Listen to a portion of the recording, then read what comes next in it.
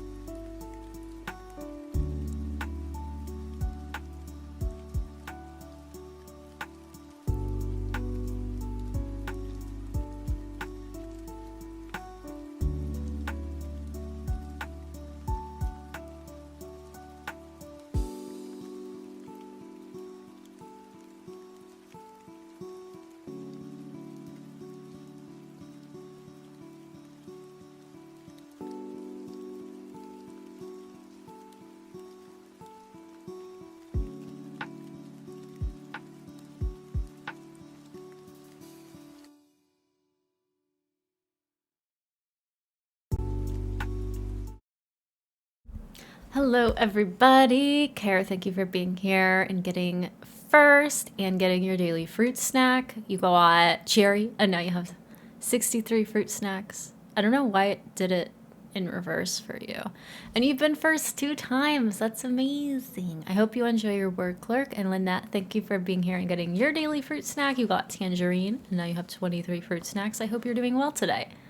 So, today we're just gonna be chilling and playing some Next Fest demos. I downloaded some.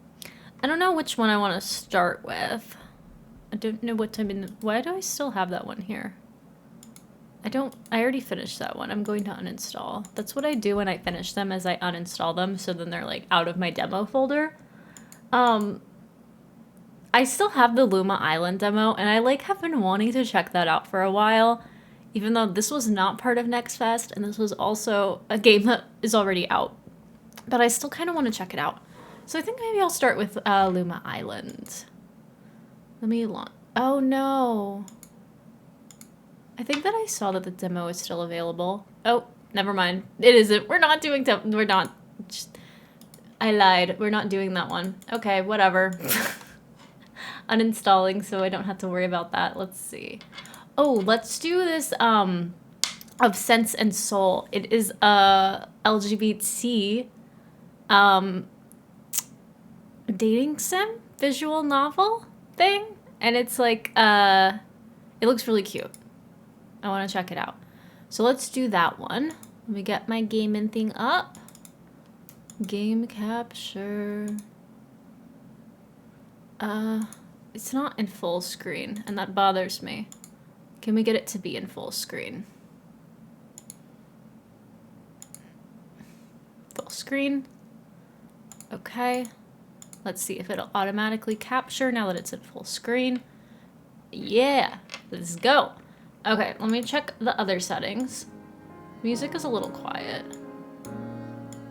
We'll just turn everything up a little bit. We can always turn it down later. Also, I feel like my mic volume is always a little low to start.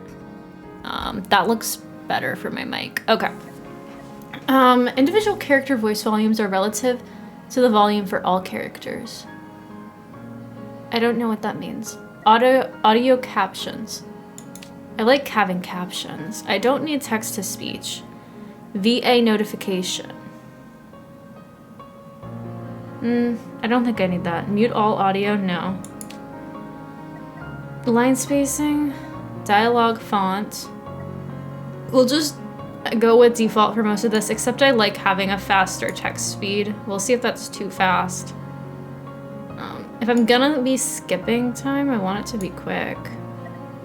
Let's see. Extras, load, start. Back, skip, save, history, auto menu. This is a story about moments and lives lost to time. Countless people have come and gone. We remember them as part of history. In quotation marks. Hi, Rune. How are you doing today? Tell me, dear player. Have you ever wondered about the personality struggles and joys of people long past? I have or not really? I have. I think about people sometimes. Other than myself. Just kidding. Long past. Ooh, what'd you get today? You got durian and now you have 10 fruit snacks. Let's go. Why? I want to know what they knew. I want to learn from their mistakes. I feel like this one is a little more negative. So we'll go with the more positive one. I want to know what they knew. I understand. Life is full of enough questions as it is. Trying to catch up on writing. Ooh, what are you writing? Is it something like school related? You're in school, right? You're getting your PhD. Am I remembering this correctly? I'm doing okay. I feel like my mic is actually too loud. I keep seeing it go into the red. Okay. I'm doing all right. Work was pretty chill today, so I like kind of came back and I was like, I'm kind of in the mood to stream. So I made myself a little schedule and I went live, and I was feeling a little anxious before, and I'm still feeling a little anxious, but I'm glad that I did it because I'm in a good mood today. And so I want to capitalize on that and like do things that I enjoy, like streaming and playing games with you guys. So I missed out on a lot of the demos because I just wasn't really in a demo mood the past week. But there's a lot of them that are still up. So I'm capitalizing on that. Life is full of enough questions as it is. Even the recent past can blur before one's eyes. You're correct. Oh, I remembered correctly. You're writing an article to submit to an atmospheric chemistry journal. Oh my god. That's so cool. Good luck with that. I hope that that goes well. Feel free to lurk and just like chill out while I stream and play games and you do your work. You're finishing your PhD over the summer. Oh my gosh, that's so exciting. We're gonna have to have a celebration for that. That's really cool. Even the recent past can blur before one's eyes, let alone distant past. It's fragmented voices, objects, and events. Oh, did you see their faces in the clouds? Oh my god. Oh, that's a cute little emote. Oh, it's a cheers. I thought it was a magnifying glass at first. No, that's really cute. E-celebration. They're hard to piece together from our standpoint, but perhaps back then people weren't so different from us. The story ahead is an attempt to bring lives that might have existed to the forefront, to share the stories of two men, yay, in 1875. Oh my gosh, I'm so excited. And imagine tracing their footsteps through the smog-covered streets of Victorian London. Their lives became intertwined and together began to bloom and unfold. Though the garden they grew together, rests on their actions and choices alone. Okay, slay. One person can tell how their story will end. No one person can tell how their story will end, and yet we regret the decisions we make once we've followed them to their conclusion. Another life's story is in your hands now. I wonder, what will you make of it? I do wonder that too. I'm gonna turn on another light. Hold on a second. Ah, now then, let's see how we might go about setting the scene. Yesterday evening, a quiet neighborhood was shocked by scandalous reports This is like quiet. that one of its residents was engaged in a most surprising endeavor. Lisa, welcome in. Thank you for getting your daily fruit snack. Does the voice sound quiet to you? It's a little quiet to me. What did you get? You got durian too? Oh my goodness. And now you have 45 fruit snacks. Residents were left to question whether they truly understood their fellow man at all. There. Even these ordinary little scandals can have a bit of the poetic in them, if one only knows where to look. Oh my gosh, Lisa, thank you for subbing. Let me see if I can make the sound louder. Louder. For 10 months? That's crazy. Why do you do that for little me? What did I do to deserve the kindness? I didn't do anything. Yay, Bailey stream. I'm trying. Is this louder now? Oh, well, that's what sells the papers, isn't it? Okay, now it's like a little too loud, maybe. Let's do like in between. Okay. We can't all have literary aspirations, can we? Now the music is a little bit much.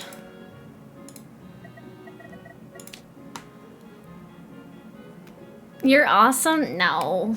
No, I'm not. Lies. Thank you for the little celebration, Lynette. I love it.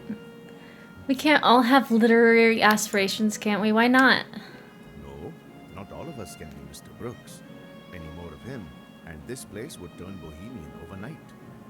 Isn't that so, Mr. Brooks? Eyewitness reported that Miss Carstairs' account was Mr. Brooks? in the interest of and preserving the public decency.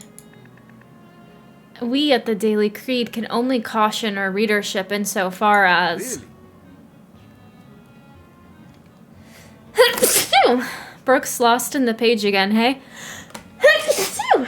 Sorry about the sneezing. Oh, Oh,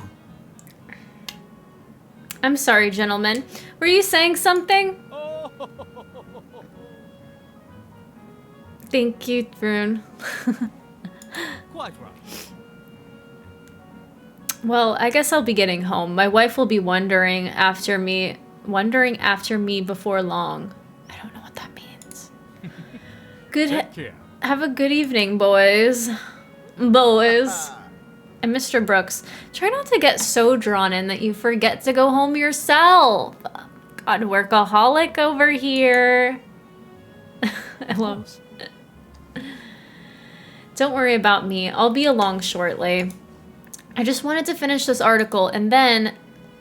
he left. In fact, most of my other coworkers have too. Not for my usual Saturday, but any away from home for the evening then, I suppose. Does this show you like the dialogue? Oh, I love when games do this because you know I be clicking and sometimes I miss shit. I appreciate this, okay? If I leave now, I can even stop by the library on my way home. Oh my god, look at his little hat! This is so fucking cute. I depart from an almost empty office with my bag tucked under my arm. Hugo's Route. Chapter 1, The Editorialist. April 1875, London. What a day. And I'm sure Monday will be as tiring. We are working to a deadline after all. what? That's odd. Someone has left the newspaper out. Ugh. Could it have been Mrs. Wright? That's unlike her. And how strange. It isn't the normal paper. Instead, it's Really? the matrimonial news. Seeking the acquaintance of a most attractive young lady? Heavens, I can't imagine how or who. There you are. I was beginning to wonder if you'd gotten yourself lost on the way back from work. Wait, who's this? What the heck? Who's this bitch? Oh, Camilla, you startled me. Hello, cousin. Oh, it's our I hope cousin. it isn't too much trouble that I've stopped by unannounced. Like, could you maybe announce next time when you're gonna come over? Twitch scroll chat way up for me. Well, I will pass on. If you're still listening, Rune says hi. I hope it isn't too much trouble that I've stopped by unannounced. No, not in the least. You know I always am glad to see you. Yes. And I you. Besides, I felt awful to not have been seen by... Wait, why can't I speak? Besides, I felt awful to not have been by to see you on your birthday 2 days ago. Girl, you missed my birthday? Rude. I thought I should at least come by now and make sure the festivities weren't wild enough to overwhelm you. Please, festivities? I had a nice quiet night in, but thank you for thinking of me and for sending a letter and your present. Just the letter was appreciation enough. The gift was lovely. It looks like it must have taken you ages. Oh my gosh, that bookmark is so pretty. I love it. Thank you. A bookmark is something I can always get use from, and I can't imagine the work that goes into embroidery like that. I have faith.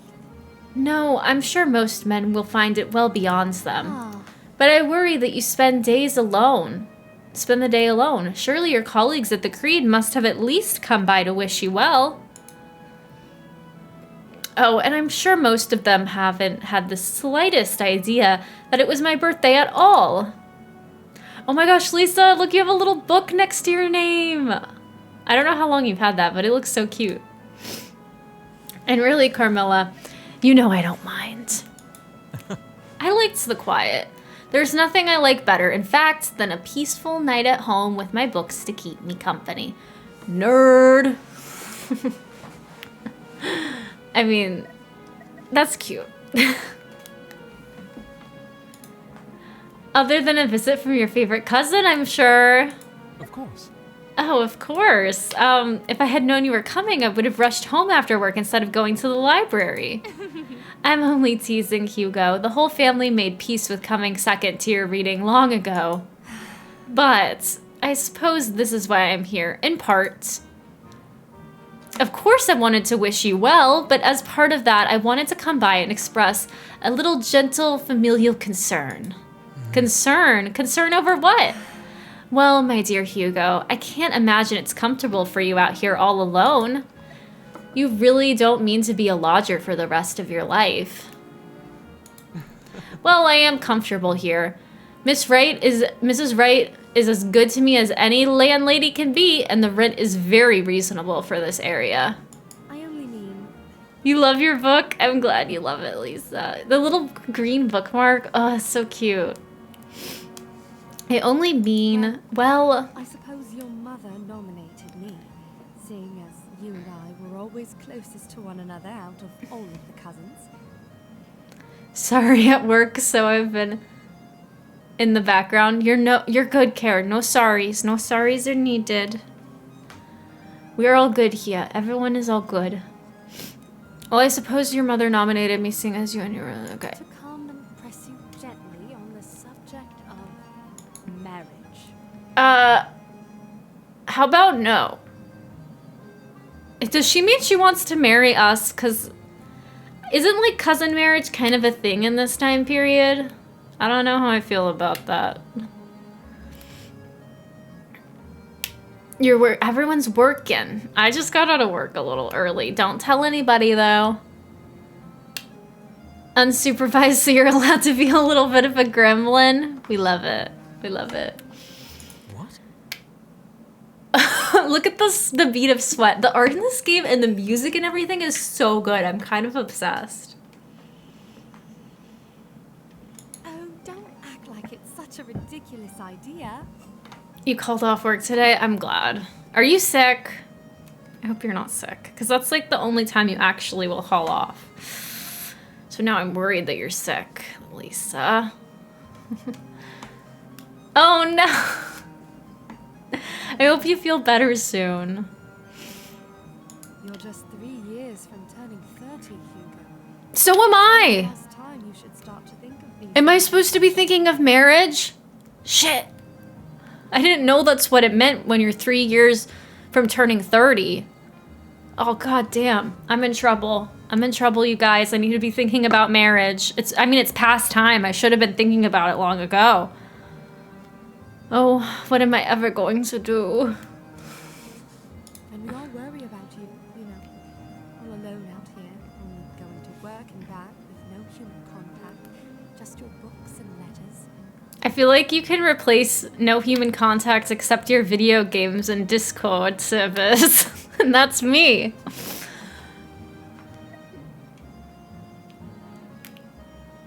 What is she talking about? He's happy. It's perfectly wonderful. There is nothing we can say in the Yeah, least. Hugo is fine. He doesn't need to be married. I have human contact. He has human contact. Colleagues. And Mrs. Wright. And I still feel like the music is like a tad loud compared to the characters. Okay. well, you come and visit me sometimes. But you just said your colleagues don't know you particularly well. And if that's the sum total of your list of friends and loved ones, you've made me more concerned, dear cousin, not less. Oh, don't look at me like that. I haven't come to drag you directly to the altar now. Oh, thank God. I just thought, well, your mother thought, and I agree, that a small reminder that you aren't getting any younger wouldn't go amiss. Rude. You're not getting any younger either, Camilla. I don't see a ring on your finger. I'm just kidding. I can't see her hand. I'm not altogether sure about the look on my face, but I'm certain it isn't pleasant. Chin up. It's not as bad as if you'd been born a lady. What is that supposed to mean? You would have started getting these sorts of well-meaning visits a decade ago, at least. At 17? Ooh. And I suppose it was you who brought in that newspaper? Clever as always. Yes. Of course, I'd be more than willing to introduce you to some fine ladies I know, but... But what? knowing you, I thought a written introduction might be a little easier for you to stomach. Whichever tactic ends up working is the most effective one, after all. Okay, Camilla. This is like overstepping, like so much, girly. It does sound at least a little less daunting than being introduced in person. Though I'm still not certain I see the point of all this at all. At all. I'm not the eldest son. I don't need to carry on the family name. True. Nathaniel has that well in hand, I'm sure. No, but marriage is still a beautiful thing. Companionship, if not romance, is a beautiful thing, Hugo. Since I met Howard, Okay, well, not everyone has a Howard. That's fine. I won't tell you that life had no meaning before. That would be doing you a disservice. If your life was so boring before Howard, maybe that's a you problem. But when I stand at his side, suddenly the future's a little brighter, and the world a little warmer.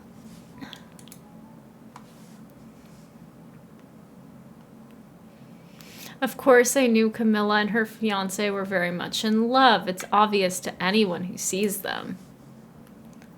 But hearing her speak in these terms is new and it's striking. Camilla sighs and takes a moment to collect herself.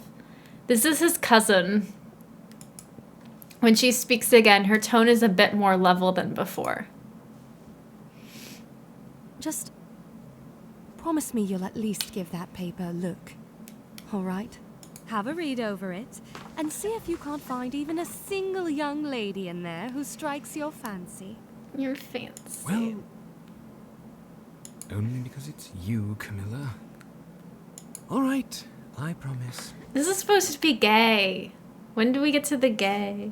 And I'm sure that's why your mother sent me instead of anyone else. All right. Good. Okay. An exception has occurred. Oh no. I thought this was part of the game for a second. Ignore? Camilla stands up, taking her hat and gloves with her. Well, that settled it. With that settled, I'd better get on going. Oh, So soon? I'm afraid I must be home to help with dinner. Howard, will you be joining us tonight? Really? That's a treat. Yes. He had near business this afternoon and promised to make an appearance. But I'll pass by your parents' house on the way. I'm sure your mother will be wanting an update. I have faith. Okay. Hopefully my words will keep her mind at ease for a good long while and give you as much time as you need to determine a course of action. Just as long as there is a course of action. Thank you, Camilla. It was nice to see you, truly. Even if you came bearing this. You as well, dear cousin. So long. Good night. Good night. Bye, Camilla. And once again, I am left in this quiet alone. Well, alone save for the matrimonial news. It sits on the table forebodingly. heavens. I can't believe she talked me into promising anything at all. What a ridiculous idea. As though anyone could fit their whole self into one little block of text enough to get to know them. As though any of it would be of any interest at all. I'm sure these are all from perfectly lovely ladies, but I skim over the text. MC, age 24, skillful in housework. That's not too much to go off of, is it? AF, 30, affectionate, fair, some means. Oh no, she appears to be from Dorset. That certainly wouldn't work. KB, English Protestant. All right. Seeks engagement as champion to a lady. What does that mean? Well, I won't waste her time then. She's looking for a lady? Wait, is it okay to be gay in this world? I don't understand. Okay, after scanning through hundreds of listings, I put the paper down and sigh. I should have known. None of these are suitable for me. Many of them are just replies to other notice. Well, Honestly. at least I can tell Camilla I tried. Only one more, and then I can truthfully say I read through them and found none of interest. Let's see.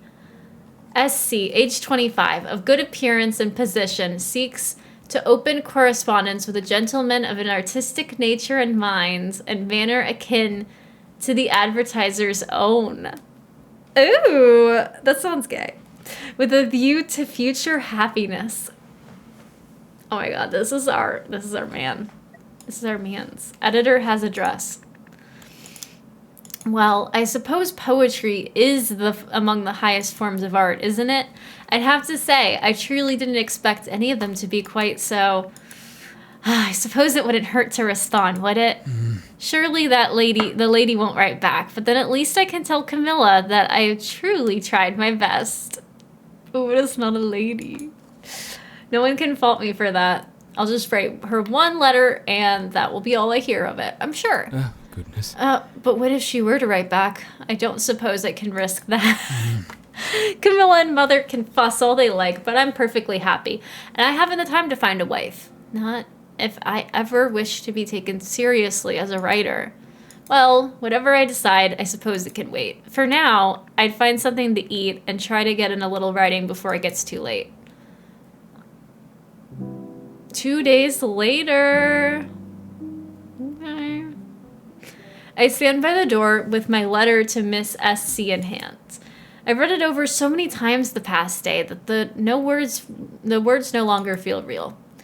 Though, given my penmanship, they might as well not be real. I hope she can make out my handwriting. Heavens. I really can't believe I'm doing this. I shouldn't be doing this. Oh, Camilla, if you weren't my favorite cousin, I dare say I would be very put out with you right now. There's a crease in the paper from my absent-minded feeling.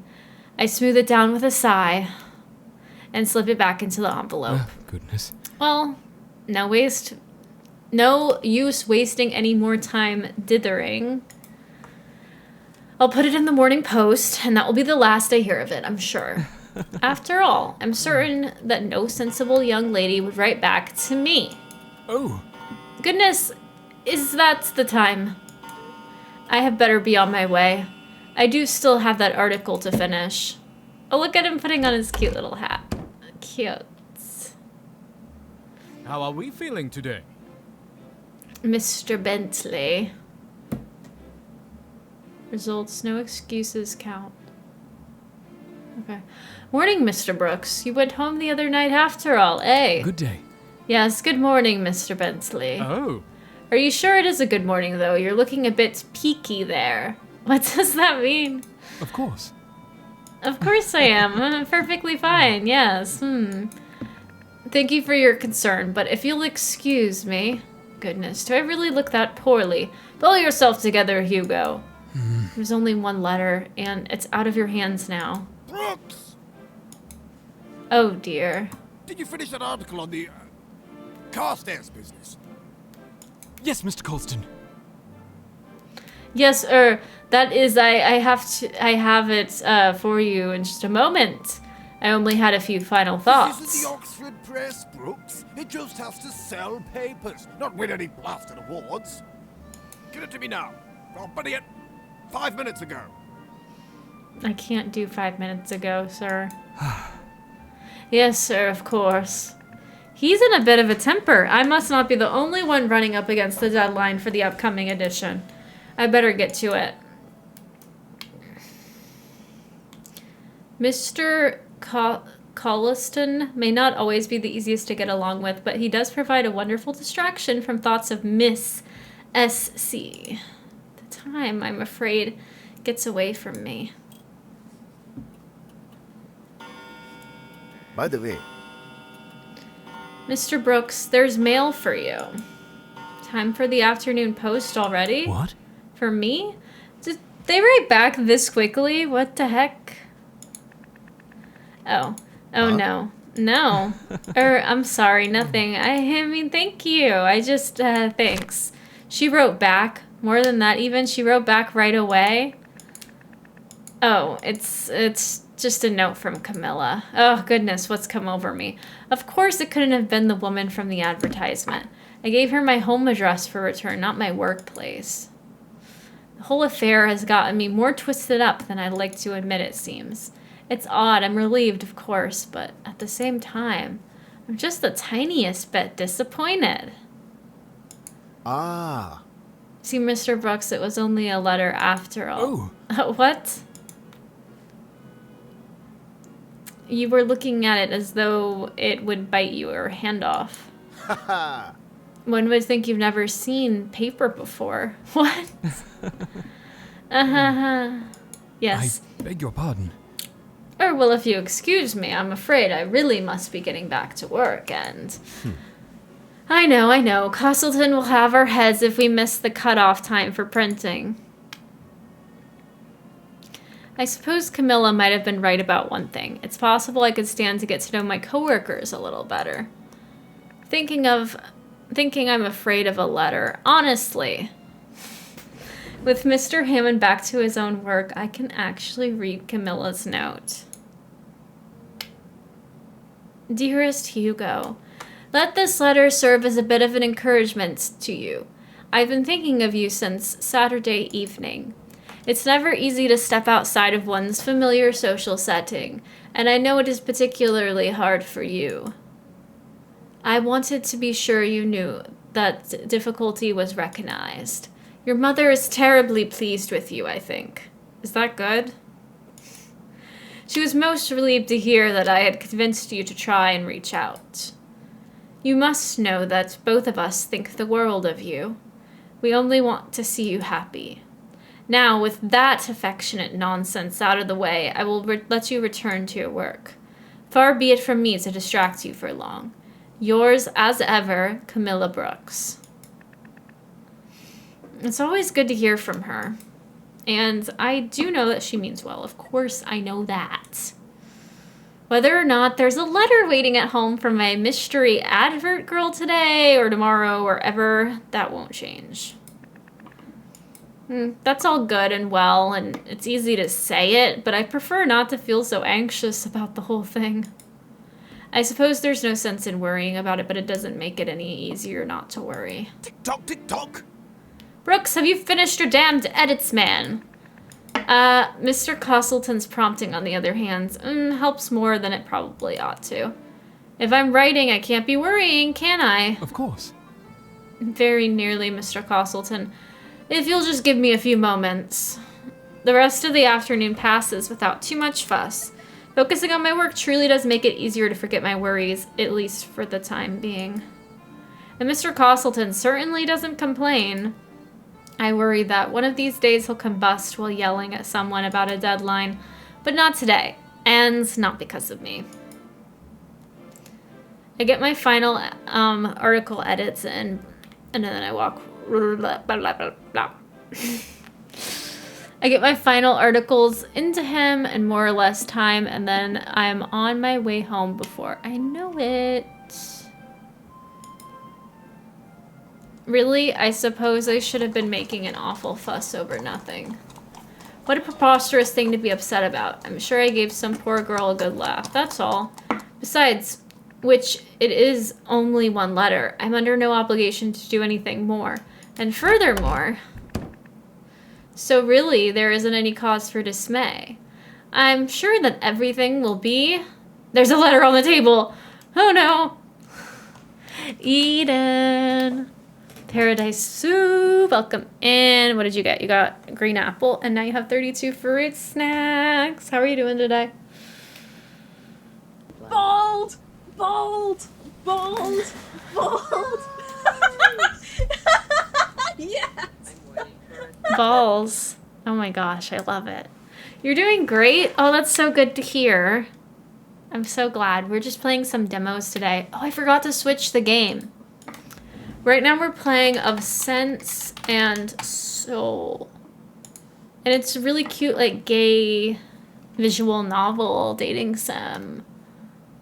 But we haven't gotten to the gay part yet. But I'm doing pretty well. I'm in a pretty good mood today. So I wanted to stream, and I'm like trying to do a stream schedule this week. And I'm excited but nervous and a little anxious about it, but we're doing good. And we're manifesting it to be good. I think it was in Next Fest, but the demo's still up. Since Next Fest is over, I'm kind of like late. Did it save? Hold on.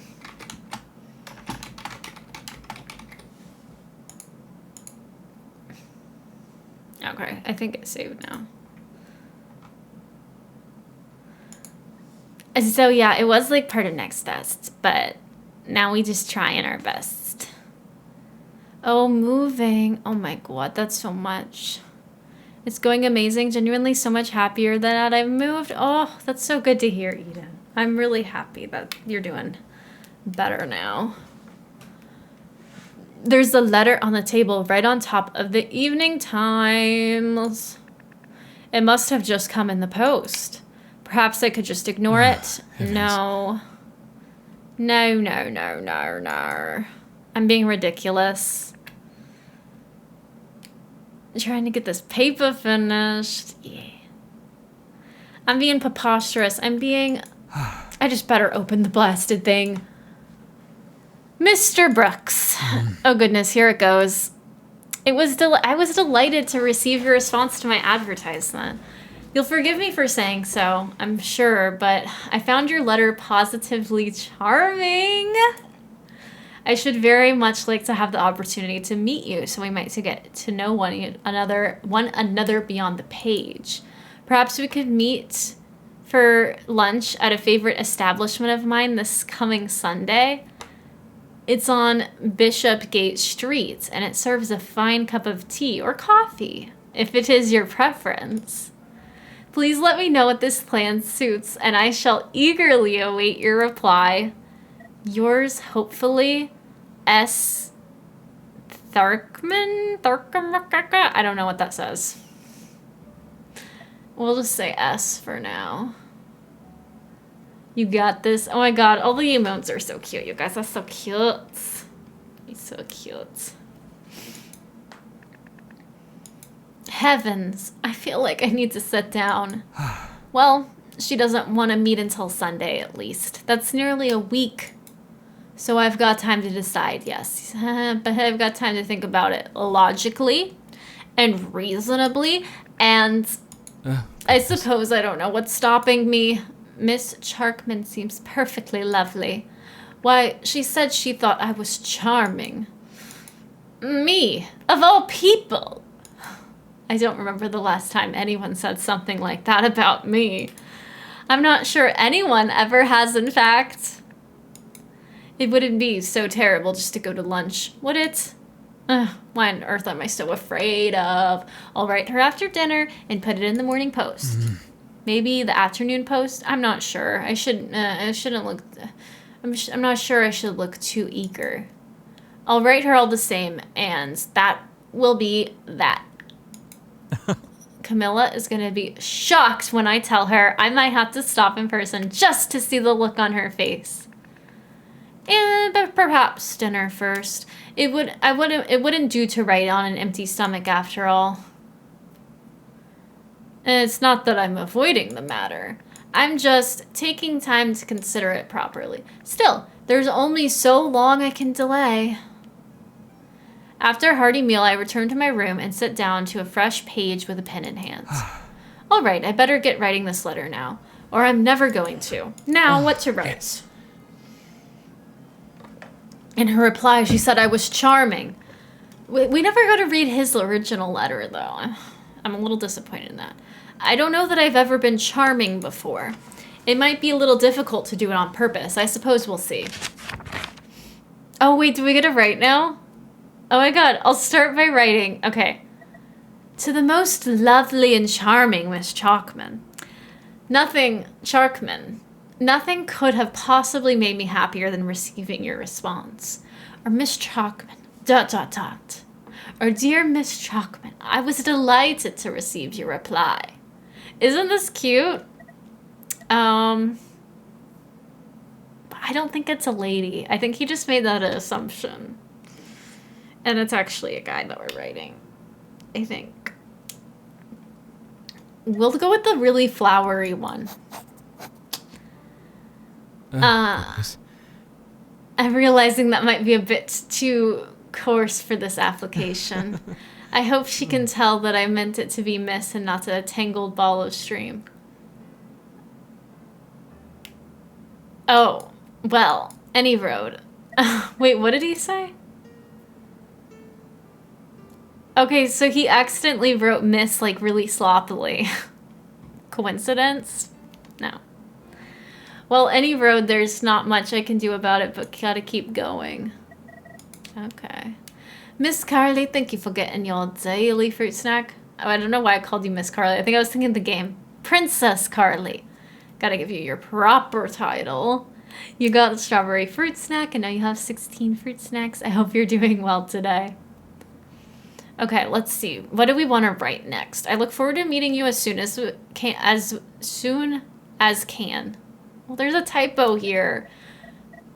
Oh wait, no, there's not. I just didn't finish writing it. As soon as could possibly be managed. Sunday is far too distant. Might I see you tomorrow? Ooh, are we like that thirsty? I would be pleased to accept your offer and wait further details so that we may meet. I'm honored by your swift reply, and your proposal suits me very well. I greatly look forward to making your acquaintance. Oh, I'm gonna go with the thirsty option. Until then, I remain yours truly,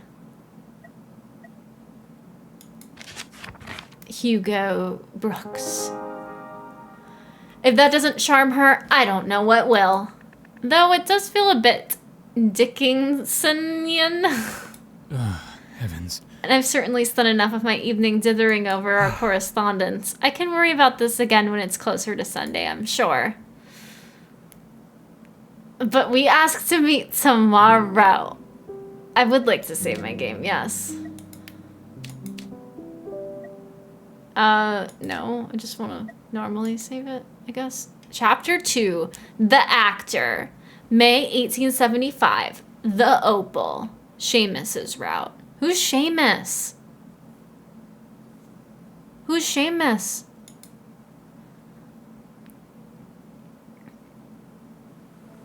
Laments, melancholy theme.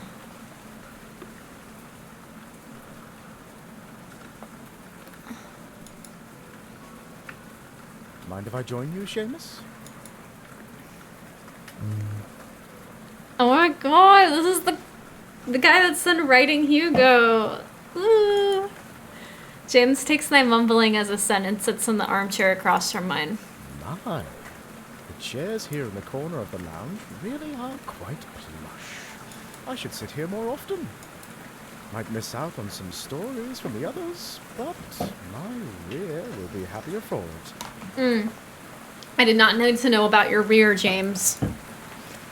I snort, shaking my head. They'd likely follow you here if there are rumors to be shared. The rain sound is a little too loud. There we go. With only 2 chairs? I suppose they could share this. Oh, sharing a dormitory with you was cramped enough, Oh my god, and they were roommates. let alone a single chair. I came, I saw, I conquered. James has appeared, his expression turned serious. I didn't come over here to bicker with you, Seamus. You seem out of sorts. What's the matter? Nothing's the matter. Nothing. No? I take a deep breath, my fingers gripping the wool of my trousers. Nothing. There is something. I don't know how I can begin to explain this blunder I've made. Why I'm as affected by this as I am. What happened? Where to go from here. James presses a short-stemmed glass into my hands. The scent of brandy wafting from it is sweet, but with sharp alcoholic edge that threatens to pull emotion right out of my chest. Have a drink. No! I don't want to have a drink. Take your time. No, no, no, no, no. I don't mind waiting. A few hours prior.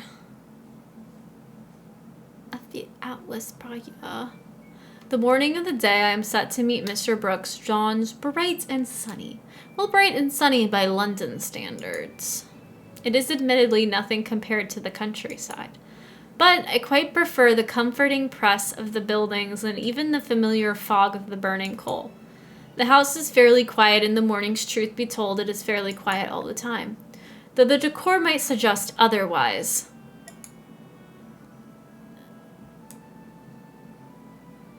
Okay. I don't really get that part. It is hardly the first time I've met a potential suitor. But something about the air of mystery, meeting someone I've known only through one solitary letter, thrills me. A knock at the door draws my attention, and I look up to see Cornelius entering the room. Yes, Your cab has arrived. Ah, thank you. I've just got to get my hat, and I pat my pockets, looking down for my gloves. Where did I put those? Oh. I look up and find them right in front of me, extended to me in Cornelius's hand. Your gloves, sir. Yes, right. Put on my gloves and flex my hand to fitly secure them. Oh, look at his cute little hat. They feel strange, smoother, and sturdier than when I wore them last. Is this a new pair? Yes, sir, yes. Yes, sir. I say. Seeing as you stressed out today's outing would be of significance, I thought you might want to replace them. I see. And the old pair? Shall I retrieve them? No, it's all right. The cab's waiting. I had better be on my way. You know he liked the old pair better. Because they were comfortable and, like, broken in. And now he's not going to feel as comfortable on his date. I see. Take care. Goodbye, sir. I had picked the meeting location carefully, and only after receiving Mr. Brooks' letter, I had had a few potential places in mind. Crosby Hall, my final selection, has a few advantages, and as I drew near, my conclusions seemed substantiated. It seemed a promising place for a first introduction. The luncheon bar there is reasonably priced. At this point I can only guess, but it seems unlikely to be prohibitively expensive, and it is somewhat less formal on account of that. It attracts a sizable crowd, enough to offer a shred of anonymity, as it were. Besides, the food is good, and the atmosphere is convivial. What? And the place itself is lovely. Lovely. I doubt Mr. Brooks is here yet. I intentionally arrived rather early. I'll do well to get a table, ideally with a view of the door. He'll be here soon. A waitress shows me the table, where I settle in and watch for any sign of Mr. Brooks. The crowds ebb and flow as the luncheon goes on. Perhaps I got here too early. Mr. Brooks certainly isn't late, far from it. It's just not yet our agreed upon time. Yet I feel as though I've been waiting for years. Wait, could that be him? There's a man by the entrance who, inexplicably, I can describe as looking bookish! I get up from the table and make my way toward him. I haven't actually seen Mr. Brooks, but he didn't offer a description of his appearance, so I could be wrong.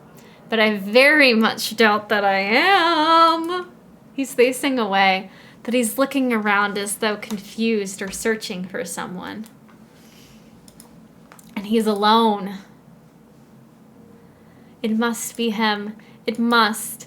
I'm within arm's reach of him. There's no turning back now. Here it goes. Oh my god, I'm so nervous.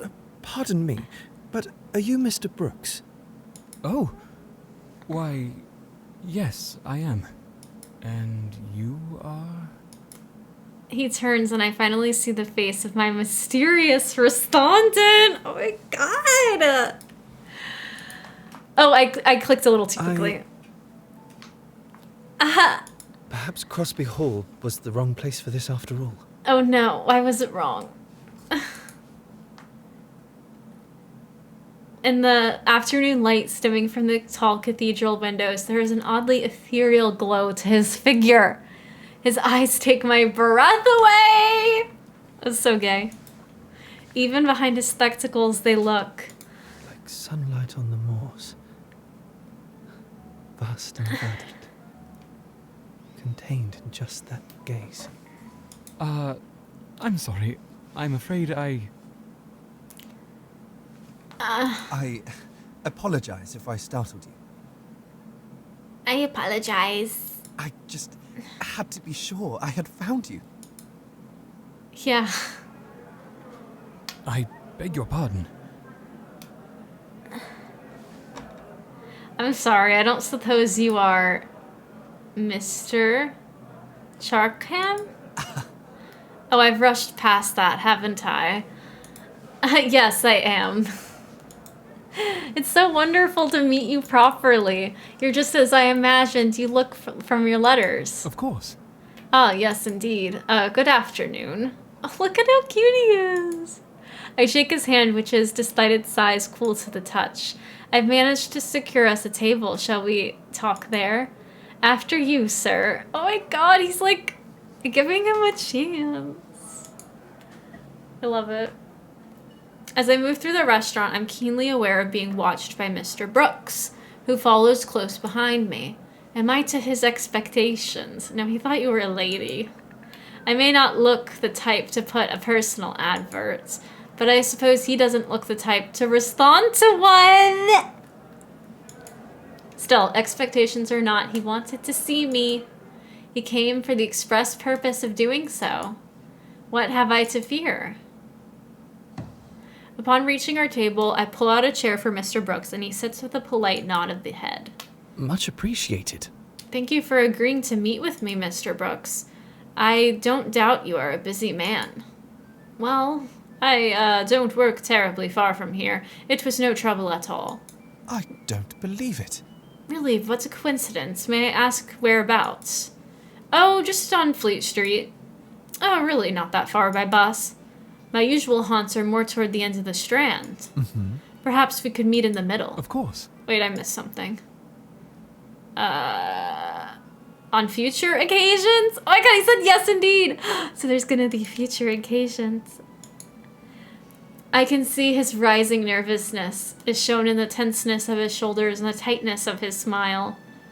I see like ads are coming up. Let me check how far out they are on Twitch. Okay, like 2:45. So I'll do a little BRB in like 2 minutes. I can see the nervousness rising. It shows in the tenseness of his shoulders and the tightness of his smile. Isn't this so cute, Lisa? I'm like kind of obsessed with it. First meetings are daunting, especially with such an unconventional premise. But I'm surprised a man of such stature would be so demure. Ah! He's demure! I love this. I take the bill of fare placed on the edge of the table and hand it to him. The lunch menu here is a set one. The only thing to worry about is what you'd like to drink with it. Really? Oh, thank you. I was wondering. A waitress comes by to accept our order as soon as I mention the fact. With our drinks secured and the first lunch course on its way, I take the opportunity to encourage conversation. Now, Mr. Brooks. His gaze snaps up from the menu to meet mine. Oh. Yes. I hope I can ease his nerves somewhat. Your letter was so brief, you know, at least a little of my interest from the advert I posted. But I don't know much about you. Tell me a little bit about yourself. Myself? Yes. Well, I'm a writer. Mm-hmm. A writer. Fascinating. What is it that you write? Well, I'm employed as an editorialist, but... Oh my god, you know who also is an editor? Lizzie. I feel like Lizzie and Mr. Brooks have like a little bit in common. I feel like they would be besties. Well, I'm employed as an editorialist, but an editorialist, what does that entail? Those pieces at the start of the newspaper. Oh, are those different than being an editor? Oops, I don't know. Editorials. I write those. I see. So, you're an editor. Oh, no, I just write them, I'm afraid. Oh, I didn't know. My editor prefers to leave the writing to me. He sighs, wringing his hands in front of him. I'm sorry. I'm not very good at this. I became quite tongue-tied with introductions. That's all right. I appreciate your candidness. It's refreshing, really. Why don't I tell you about myself first? Perhaps that will help. Help Seamus say something. Would you like to turn off time choices? I don't know. I'm scared. No. My family is from Shropshire. I moved to London a few years ago. I'm partial to tennis. And spring is my favorite season. And most importantly, I'm delighted to make your acquaintance, my dear Brooks. Really? Okay, I gotta do my BRB because I'm gonna start as any second, I'm pretty sure. Let me just double check. Yeah, okay. I'll see you guys soon. Take a little screen break if you need it because that's what I'm gonna do. See you guys soon. Where's my BRB? Okay.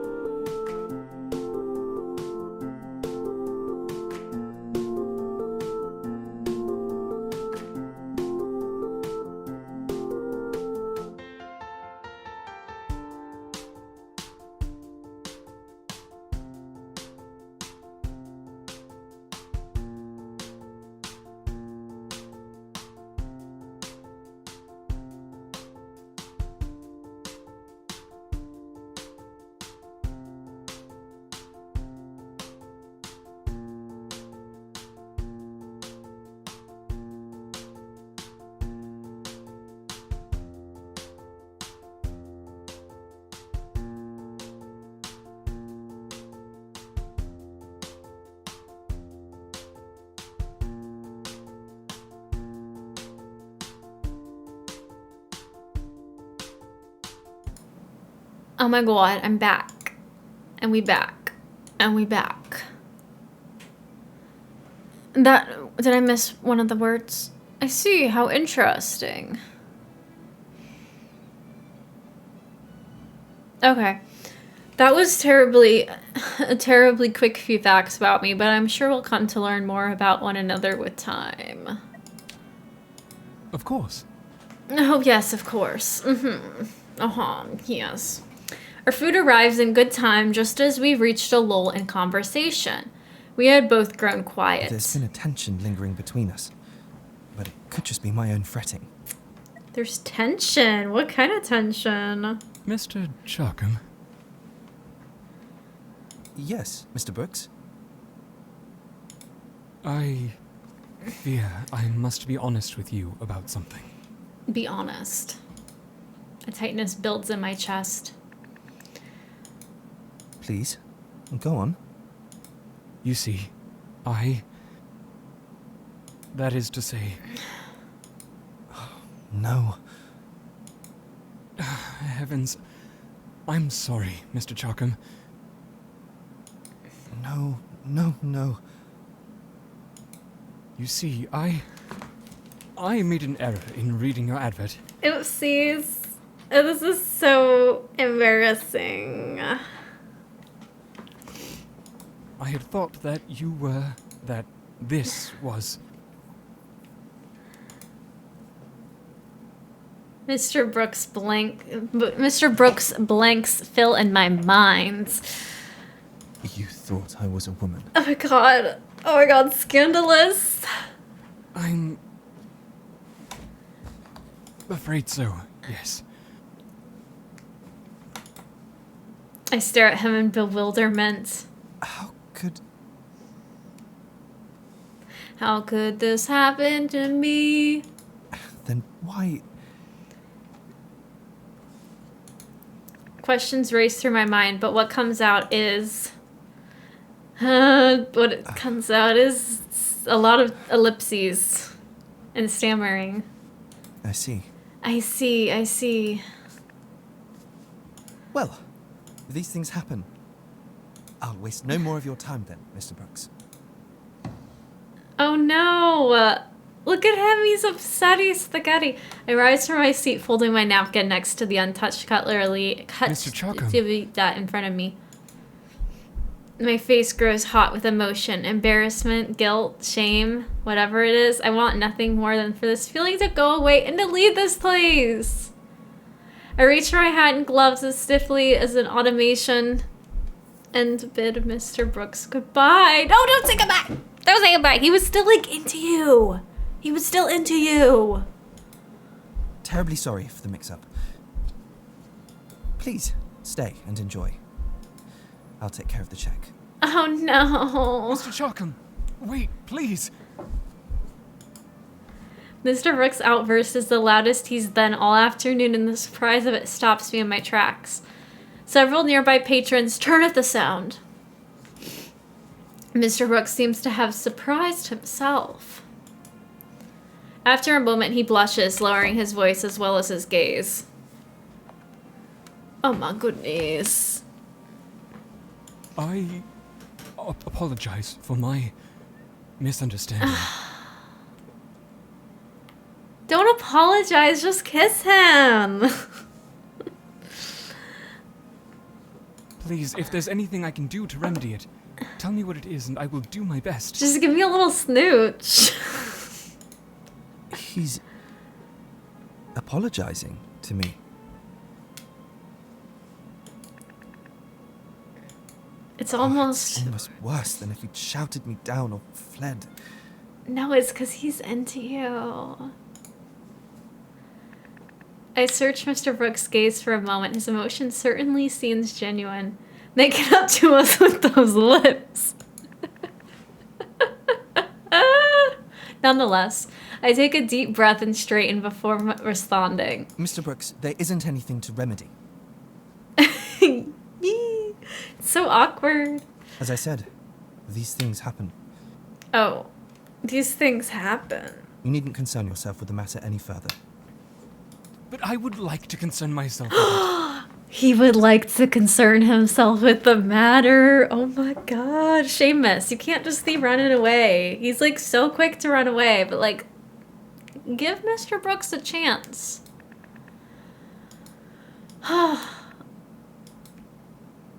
That is to say, That he's a little bit gay. I may have operated on incorrect assumptions about your identity, and I don't think I am what you were looking for. No, that's not what you mean. But I don't see why you should have to leave. He hasn't accepted himself yet.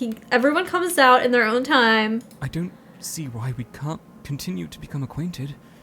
That's a little gay. He pauses for a moment, wringing his hands. Your perspective may differ, of course, but I don't believe a conversation with an interesting partner is ever wasted. An interesting partner? Though I do suppose that my capacity to be an interesting conversational partner isn't nearly as great as your own. That is so flirty. Like, come on, Mr. Brooks. Seamus is speechless. Good lord. What a truly fascinating afternoon this has turned out to be. I'm reminded that I'd started this encounter thinking it would be a thrill to meet a virtual stranger. Still, this wasn't what I had in mind. What did you have in mind, dude? I want to know what he had in mind. Though I can't help but feel a swell of gratitude for the man. He really is taking this much better than many would in his place. Yeah, because he's gay. And my goodness, but he's determined. Even as the nervous twitch of his fingers belies the set of his brow.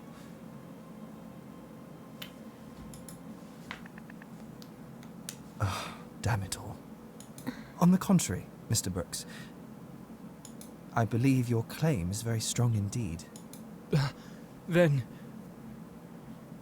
What does that mean, your claim? I remove my hat and gloves and take a seat once again. It would be a waste of good food not to stay and savor it. Oh, he wants to savor now. Wouldn't you say? Relief washes across Mr. Brooks' face with those words. Now. I believe we are due for a change in topic. I imagine working at a newspaper must keep you very well abreast of current events.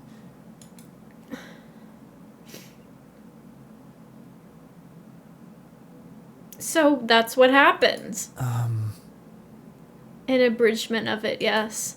I place my glass on the side table with a sigh. What? Then what happens after? So is James gay too? I'm just curious. Well, we had lunch, and then I came here to sulk. Oh. Is that what you'd say I'm doing? I prefer to think of it as rumination. Don't we all? But this new acquaintance of yours, he didn't seem to mind afterwards? He must have had quite the shock himself. Yeah. Some men might have taken a misunderstanding like that quite seriously. If only you knew the half of it, James. Oh my gosh. Bidoof. Thank you, Green. I appreciated the Bidoof noises. No, he was perfectly pleasant.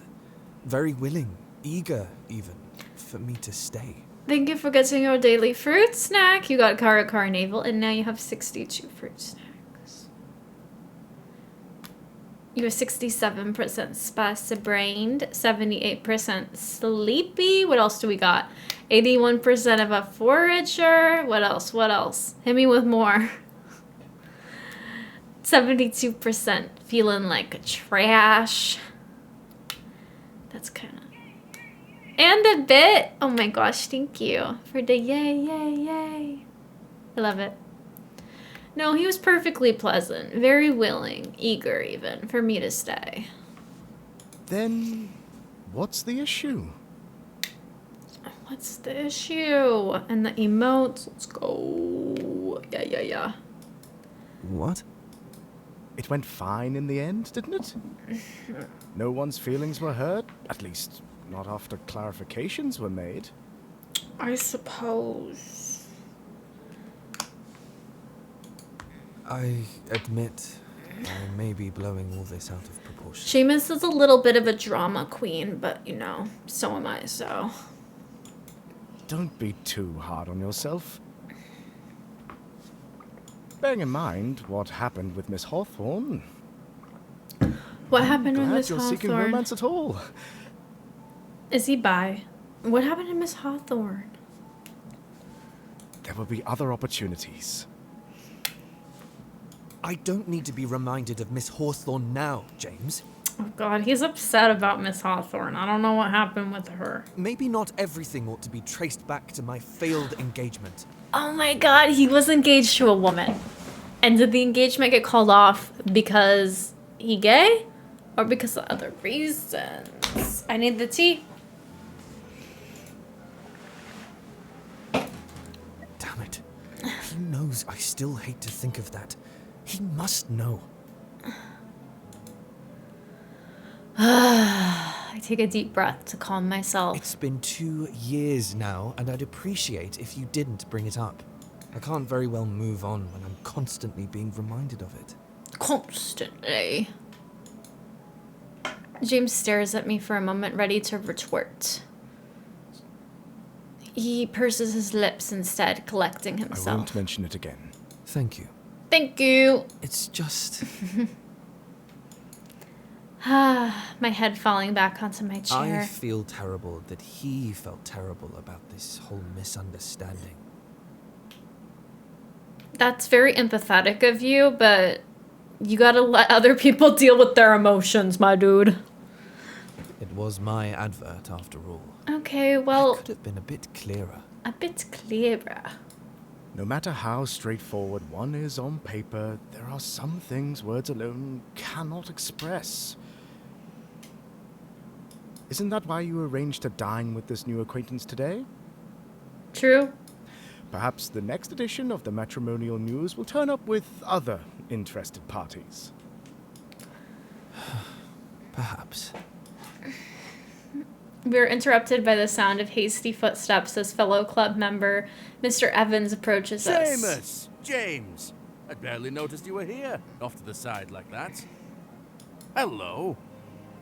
What have you two been in the corner chatting about? Oh, look who it is! Nothing for your ears, I'm afraid. Hello. Nothing of note at all. By the looks of the crowd over there, is there something going on? Oh, you must come listen. Mr. Rahim is regaling us with a riveting account of a student duel he bore witness to. Oh my! A duel? With pistols, sabers, or fisticuffs? Have duels ever been more mere fisticuffs? It was pistols, of course. Can't bring a saber anywhere without getting looks these days. Dear me. What? No casualties, I should hope. No lucky buggers came away from it with more than bruised egos and academic suspensions. Well, one of the students' pistols did misfire on him, but the damage wasn't life-threatening. Great. And Mr. Rahim attended to the man's wounds immediately. He's alive is what matters. I don't believe it. Thank God he is. Very lucky Mr. Rahim was there. Though I suppose the grounds of Medical Royal College is the safest place one could duel. No shortage of doctors there. Oh. That explains the pistols. Does it? Oh. Ah, he was just getting to that bit. What? What are we doing here? We'll miss the rest. Mr. Evans turns and strides briskly back to the gathering across the room. James and I leave our seats to follow after him. As we make our way toward the center of the lounge, I catch James' attention. James. I'm sorry for snapping at you earlier. I appreciate your concern. James seems surprised to silence by my words, but soon his face breaks out into a great grin. Oh, Seamus. You're rather more soft-hearted than you put on, aren't you? On occasion. What a little lobster you are. A little lobster. A lobster? It's a cute little lobster. What are you on about? Yeah, seriously. Oh, you've got a tough outer shell and a soft middle. A lobster. Your hair's even red. Oh my god, stop, James. I'd call it more of an orphan. Oh, he's so upset. Close enough. Though, a crab might make a more fitting comparison, considering how irritable you can be. Okay, rude. You saying I'm a little crabby? And I know firsthand that your right hook is considerably stronger than your left. What? Which I suppose would make you a fiddler crab. Not a fiddler crab. Am I a fiddler crab on the roof? I lightly jab James' side as he snickers. Come off it. Loath as I am to admit it, there's some truth to his analogy. That exchange with Mr. Brooks earlier was proof that I'm more feeling than I like to show. I'm glad to have a friend like James who is accepting of that. Accepting of how gay I am. We make ourselves comfortable among Mr. Rahim's engrossed audience members who don't seem to notice our delayed arrival. As we listen to the rest of the story, the afternoon simply flies past. This is a really long demo. Night has fallen by the time I depart, and my dark journey home is brightened only by lamplight. Even hours later, I can't help but mull the day's events over and over again. And again. At the end of our meal, which has extended quite past the end of the lunch hour, Mr. Brooks has said... Mr. Charkham, if I may. Wait, how did we get here?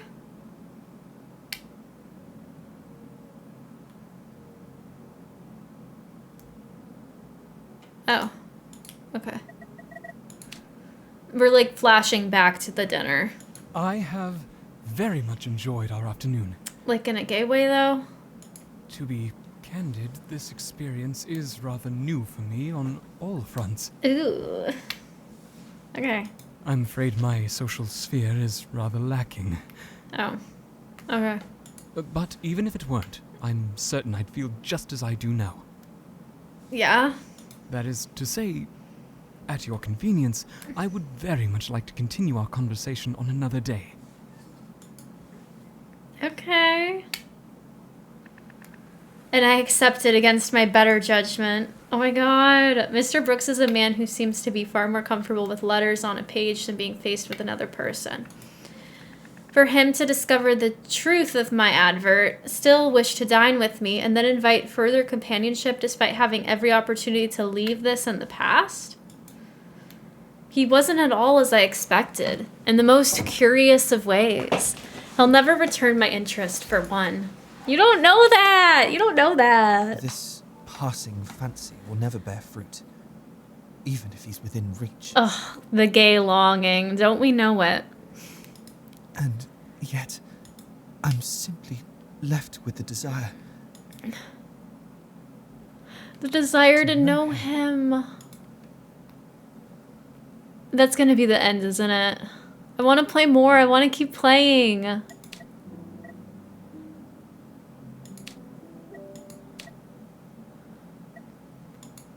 Ah, chapter 3, current events. Hugo's route. I thought that was going to be the end, but it's still going. Upon arriving home from my rendezvous with Miss Charkham, I found a note from Camilla waiting for me. Based on timing, it must have been on its way before I even left for Crosby Hall.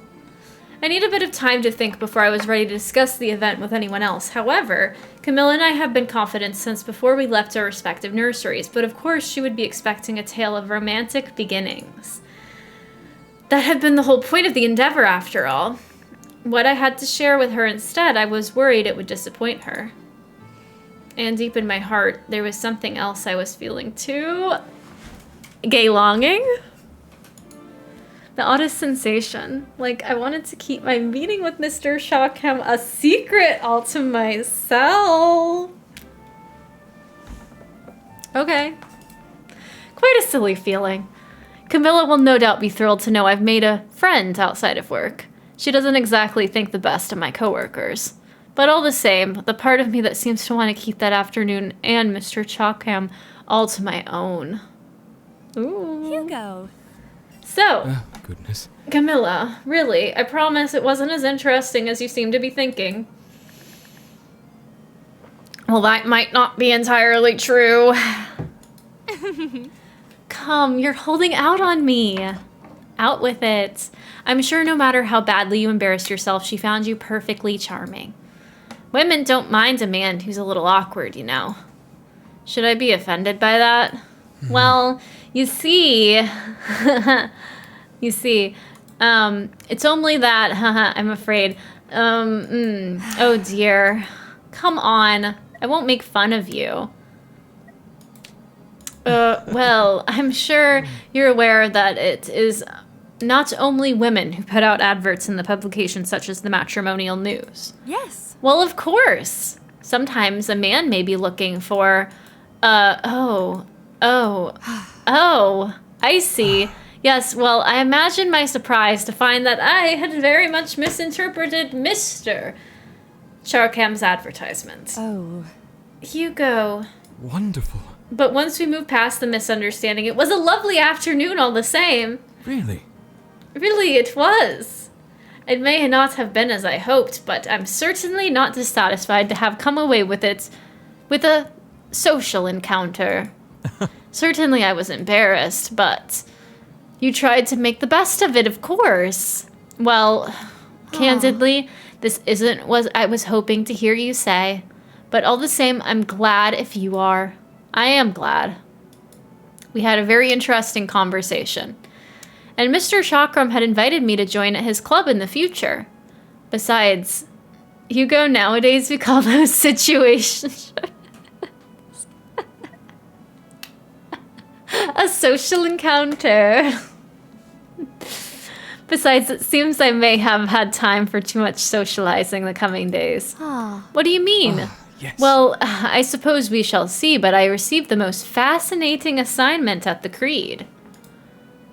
Was it that fascinating? Earlier, that same day. So then my suggestion would be to investigate this line of thinking a bit more thoroughly. Ah. I see. Well, that makes sense. It will be a lot more work, though. I beg your pardon. Yes, but surely it's worth putting the work if we're going to. Yes, Mr. Colston. You better hurry, he sounds serious. Mr. Castleton's summons are never suggestions, always commands.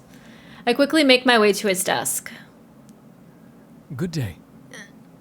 Is there something I can do for you, sir? Ah, look who it is. Sit, Brooks. Listen to this. I've got a new one for you. Really? An assignment, sir. No, Brooks. A damn pony. Yes, an assignment, man. I don't know why I'm doing that voice. What do you think I pay you for? To be perfectly honest, some days I'm not certain. That's such a mood. I know far better than to tell Mr. Castleton that, however. I need some water. Of course. Mr. Castleton, may I ask what the nature of the assignment is? Looking notably pleased with himself, Mr. Castleton slams a magazine down on his desktop. As I peer down at the cover, its title jumps out at me. Hardwick's Science and Gossip. You're an intellectual type, Brooks. Are you familiar with this magazine? I'm afraid not, sir. Wait, I missed something. Natural science really isn't my... He waves his hand off impatiently to cut me off. Yes. Yes, all right. Well, look at this, then. He flips to a slightly dog-eared page, and I bend my head for a closer look.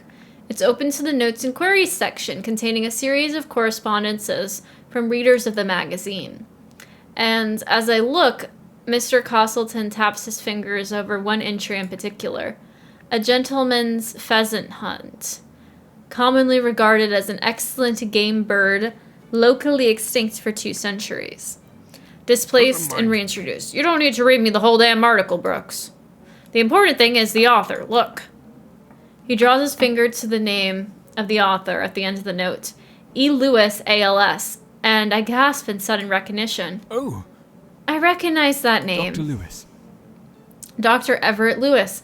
I believe he published a book just last month. I saw a notice about it. Yes, indeed. Well, that's all right then. Very good of that you heard of him, Mr. Brooks. That'll make this much easier. Sir? I'm assigning you to investigate this Lewis fellow, Brooks. What? I'm afraid I don't understand. Is the Daily Creed taking an interest in the sciences, Mr. Castleton?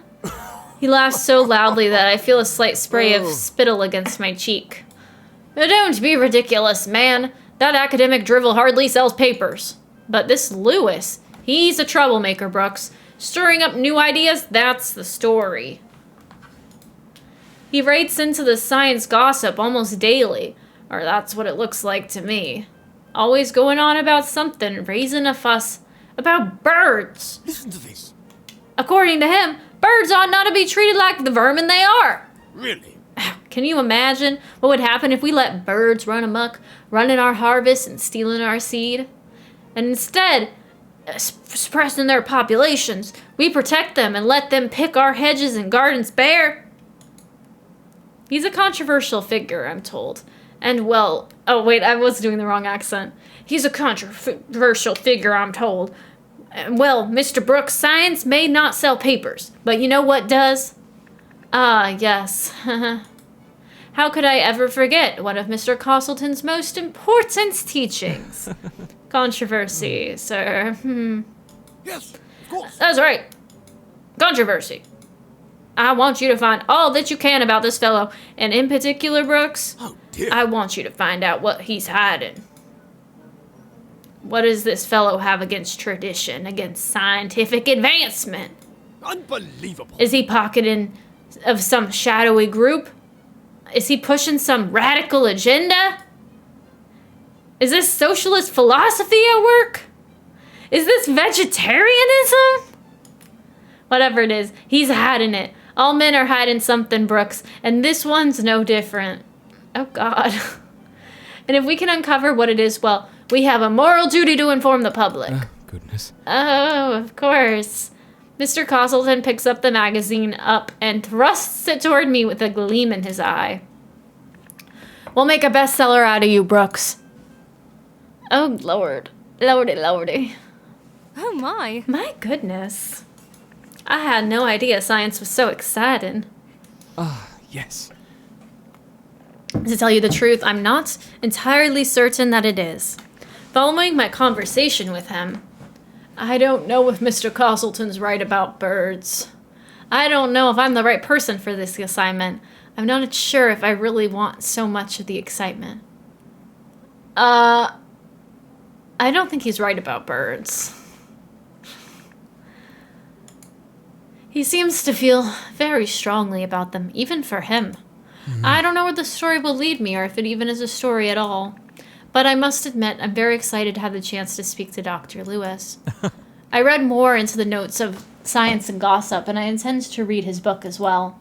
I told Mr. Castleton I'm no naturalist, but it's always interesting to speak with an expert in their field. He's so wholesome. Hugo, you're such a darling. Please never change. Oh. What?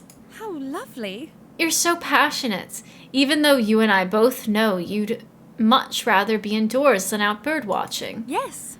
I'm sure Dr. Lewis will appreciate the interest in his work. I'm excited to hear about your meeting, how your meeting goes with him. Well, you won't have to wait. I mean, I meant to meet him later this evening. Oh, my. Oh, so soon? Of course. Mr. Castleton's secretary, Miss Lee, has already gone to the trouble of arranging a meeting for us. It is after hours, so we should have quiet in the office at least. Oh my goodness. Well, I shouldn't keep you then. I have faith. Pixie Bean! How are you doing? How was the rest of your co-working today? Did I? Sorry, Six. I keep shining. Actually, I'm not sorry. You bitch. Oh my god. Confirmed bitch. Sorry, not sorry. Confirmed bitch. It was good. I'm so glad to hear it. Today we're doing demos. My sticker is in the mail, yay. I hope I get it, like, soon. I don't know how long it takes to get all the way from Canada to here, but I'll try to check the mail and remember. I saw a little bit. I had the stream muted because I was at work and I didn't have headphones. So I, like, kind of saw some of the stuff you were doing, and the video looks cute. So I like that. And you didn't have to do all that. I just wanted a sticker. But I'm playing this cute little gay game right now. You're glad that I like him? I'm gonna, like, keep it. Even though it's just the envelope, I'm gonna keep it. Yeah. I'll be so interested to hear how your interview goes. Believe me, I'm interested to see how it goes myself. Pegsy, now that you're not a mod, do you want to be VIP? Because you've been here for so long, it feels weird that you don't have some kind of badge. You were tempted to put some packing tape over it so it preserves it better. You should have done that. Oh my god, that would have been cute. I hope it gets here safe.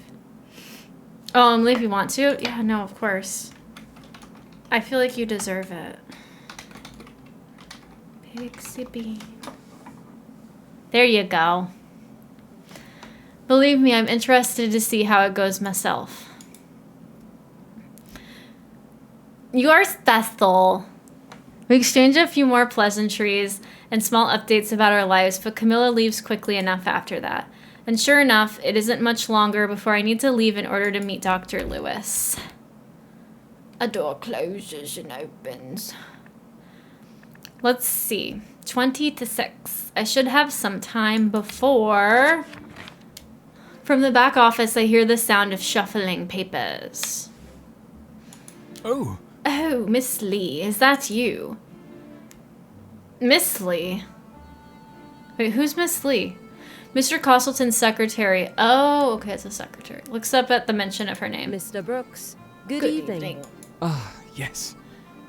Forgive my surprise. I didn't expect to see you here. Yes. Well, seeing as I arranged the interview, I thought it might be prudent to make myself available when Dr. Lewis arrives, in case there are any questions. I will stay only as long as you need me. Okay. Of course. I appreciate that you've taken the time. In any case... I would like to make sure the interview goes well. I organized it. I cannot let it be unsuccessful. But, well, forgive me, but you aren't the interviewer. Ooh, this... I'm sure this were to go poorly, the blame would lie squarely on my shoulders. She stares at me for a moment with the most unreadable expression, then shuffles some papers in her hands and looks away. When she speaks again, her voice is clipped. Again? It's all well and good that you think that, Mr. Brooks. What? What? You will forgive me. However, I lack confidence that everyone else in this office would share your view. She doesn't need to make it particularly clear who she means. I wince knowing she's right, and a bit ashamed for not thinking of it before. Mr. Castleton, if indeed he regards this interview with Dr. Lewis as something that Miss Lee came up with, will not be benevolent in his judgment if things don't go well. Miss Lee looks at me again, and her passing glances seem to nearly draw blood as she sweeps over me. In any case... Besides which, I would like to see this interview be successful because I would like to see the Daily Creed be successful. Unsuccessful publications, after all, do not need editors' secretaries. Okay. Nor do they need editorialists. I shall be attending to the accounts if you need me.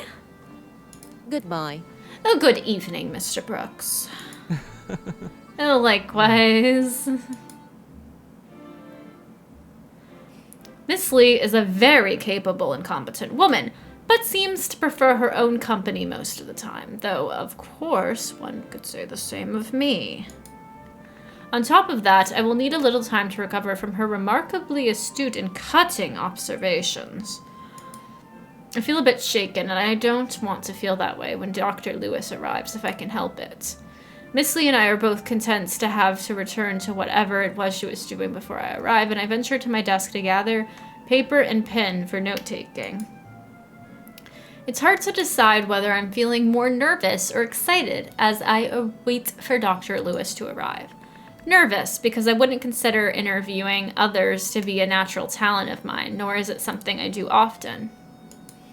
And excited. I have read more of Dr. Lewis's contributions to science gossip and as many other works as I've been able to find in preparation for this event. Based on his words alone, he seems a fascinating man. Good day. Fascinating. Good evening. Oh. Good evening. I look up at the sound of the door shutting, and in through the threshold comes a bearded, bespectacled man. He looks around the office owlishly, appearing to take in everything from my own cluttered desk to Mr. Castleton's motivational posters with an analytical eye. At once, I know this must be the man I have been waiting for. Dr. Lewis. Dr. Lewis. Yes. And you? It's me. I don't believe you are Miss Lee. Am I mistaken? No, I'm not Miss Lee. Good day. No, my name is Brooks. Hugo Brooks. I'm an editorialist here at the Daily Creed. I see. Yeah. He pauses a moment as though waiting for something, but I'm not entirely sure what. Finally, he speaks again. Well, anyhow. And as an editorialist, Oh, yes, of course. Well, I cover issues of public interest at the direction of our editor, Mr. Castleton. Really?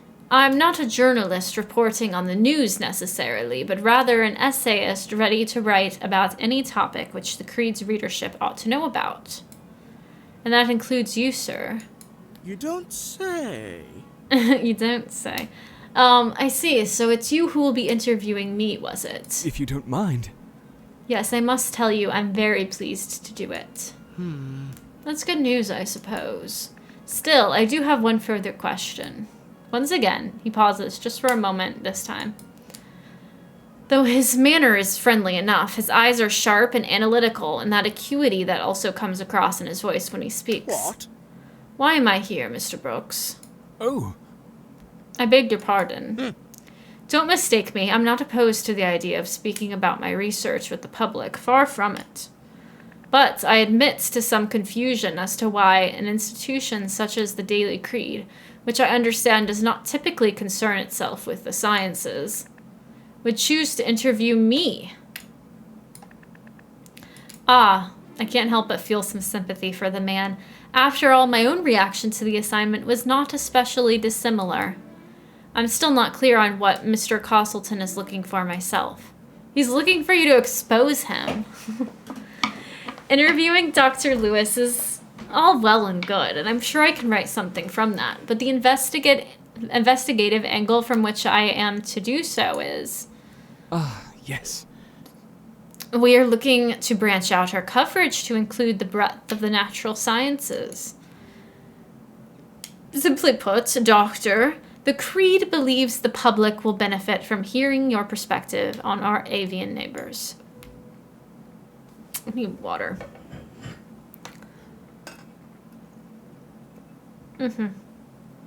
Becoming educated on the natural world is a notable effort, but not one many here in London are able to pursue. I think it is worthwhile to do what we can to change that. Really? Besides, which, as I've said, I must say, I consider your research quite fascinating on a personal level. It is all but impossible not to notice the change in Dr. Lewis's demeanor. He's brightened significantly, and it's not dramatic necessarily, but it is unmistakable. Oh. Well, if you do a good job convincing the mass to read about the sciences, as you say, convincing me to sit and be interviewed, I dare say we'll be in fair shape. You're too kind, sir. Though I'm glad you found me persuasive, I look forward to having further discussion in depth. Your article in Science Gossip on pheasants, I admit. I'm no huntsman myself, but I can hardly realize the implications of their reintroduction to our country. Dr. Lewis freezes for a moment in evident surprise. Good lord. At last. You've actually read my work. Of course. I don't know what I'm doing. Of course I have, sir. All I said on the matter is true. I've never seen such interrogation on the various natural creatures which have been brought from our colonies. And your piece in last month's issue, as stupid as a goose. Oh, yes. Ah, and Baronta canadensis herself is a naturalized non-native species, as her name suggests. Did you know? Since childhood, I've been fascinated that the Christmas roast goose, such a quintessentially English picture, is more than half-time a bird of colonial rather than a native origin. And as for the alleged stupidity of geese, well... Unbelievable. I could have filled many more paragraphs on the subject if I'd subjected the editors to the Harwicks would let me. In conclusion... In fact, we have much to learn from... Damn it all. Forgive me, my mouth has a tendency to run ahead of my manners when it comes to these things. Please don't apologize. I missed something. Anyone ought to be proud to speak from such position of passionate and expertise. I'll grant you that I've never truly heard someone exhibit such passion about geese before. Really? If the humble goose is enough to excite you, you must be truly dedicated to your field of study. You have my thanks.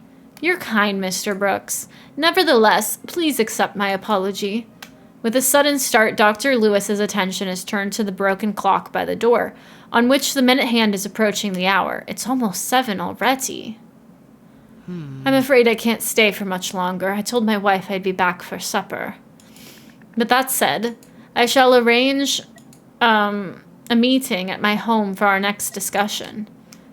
There are a number of specimens in my collection which I feel would help illustrate a great deal. Thank you. Oh my god, thanks. I would be honored, sir. I look forward to it very much. It's been a pleasure. Then I will write you here at the Creed to confirm your appointment. Well, good day, sir. Good night, Mr. Brooks. Until next time. Good night, Doctor. Oh my god. Wait, I missed it.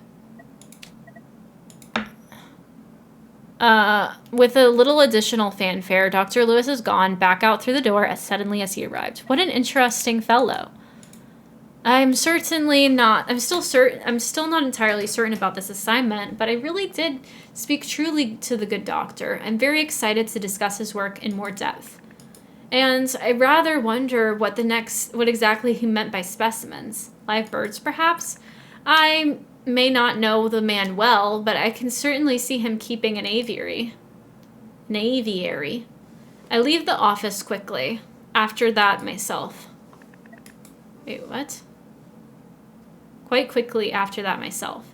As Dr. Lewis said, supper awaits, but so does the opportunity for me to ponder our meeting.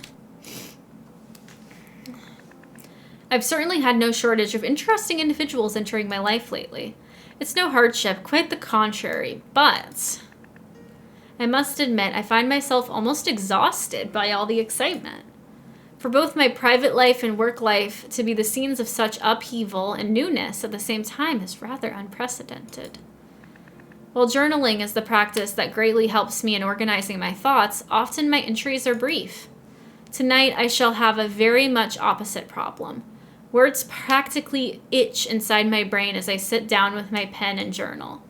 I find myself thinking that I may have learned very much from the upcoming days from Dr. Lewis and of course Mr. Chakram, though our acquaintance is quite different ways.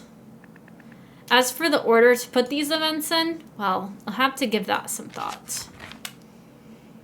From the desk of Hugo E. Brooks, Diary Composition, Current Events. I'll start by writing, the initial meeting with Dr. Lewis went better than I had hoped. I'm still not altogether certain of this assignment, but I feel I will enjoy speaking to the man and learning more about his scientific enterprises at the very least. Or I can write, While a part of me already mourns the seeming loss of the quiet, admittedly the rather solitary existence has long so enjoyed, perhaps Camilla is right. Our Mr. Chakram continues correspondence almost surprises me, despite the facts that we had discussed it. A part of me had convinced myself I'd entirely imagined any extent to which he had enjoyed my company. We're gonna start talking about Mr. Chakram, because we like him. And to go so far as to invite me to his club, the idea of that kind of club Mr. Chakram no doubt frequents is almost fantastical. That said, I can't pretend I'm not intrigued to see what the experience will bring, even a little excited. Okay, we'll talk about Dr. Lewis next. Though, to me, there was nothing to uncover but Dr. Lewis's fondness for geese. Not quite the controversy Mr. Castleman was looking for. I never really given much thought to geese or ducks or any birds of any kind, really. It's admirable that Dr. Lewis doesn't even... Pixie! Thank you for getting your daily fruit snack. You got Cara Navel, and now you have 69 fruit snacks. Nice. Let me pen that, because why not? Yeah. Well, it doesn't say that you have it. I don't see the pin message. Whatever. Still cool. Still cool. It's admirable that Dr. Lewis doesn't limit his interest to fowl, only those exotic running cages, but the tropics far out of the reach of this world. And then the last part is, well, part of me mourns the seeming loss. Perhaps Camilla is right. Perhaps it changes in order. In the end, this may be for the best, or it may come ill, but only time will tell. Okay, cool. I wrote my little journal entry. Pin was giving me issues on Carestream Saturday. Not sure if it's Twitch be twitching. Yeah, that's weird. Like, it just, like, doesn't... I don't know if it's because I have chat popped up. Let me see if I just, like, go to my stream. Does it, like, look different? Let me see. Let me see. Now I'm curious.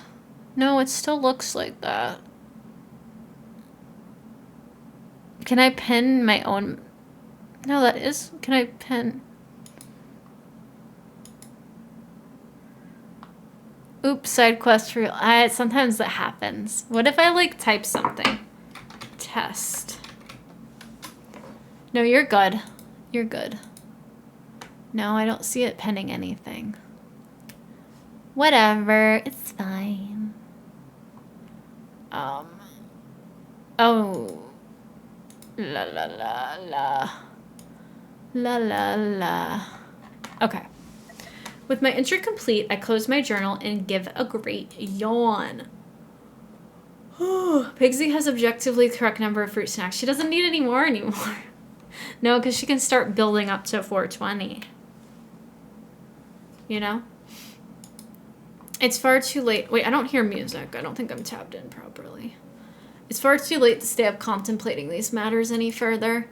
With a sigh, I tuck the journal away and prepare for bed.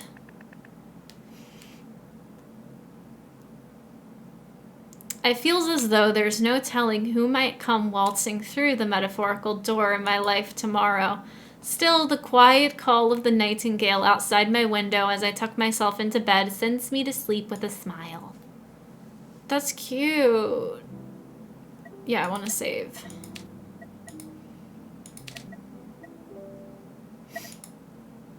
How long is this demo? Oh my god.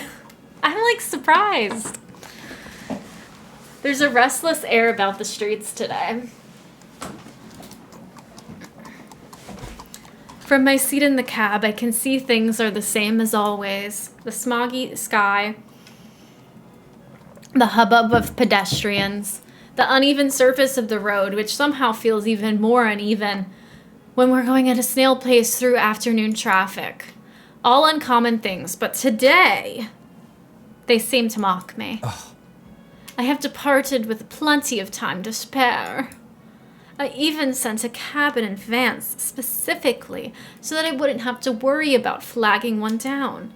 and yet the fates seem to have thwarted any chance I had of arriving in a timely fashion. Why?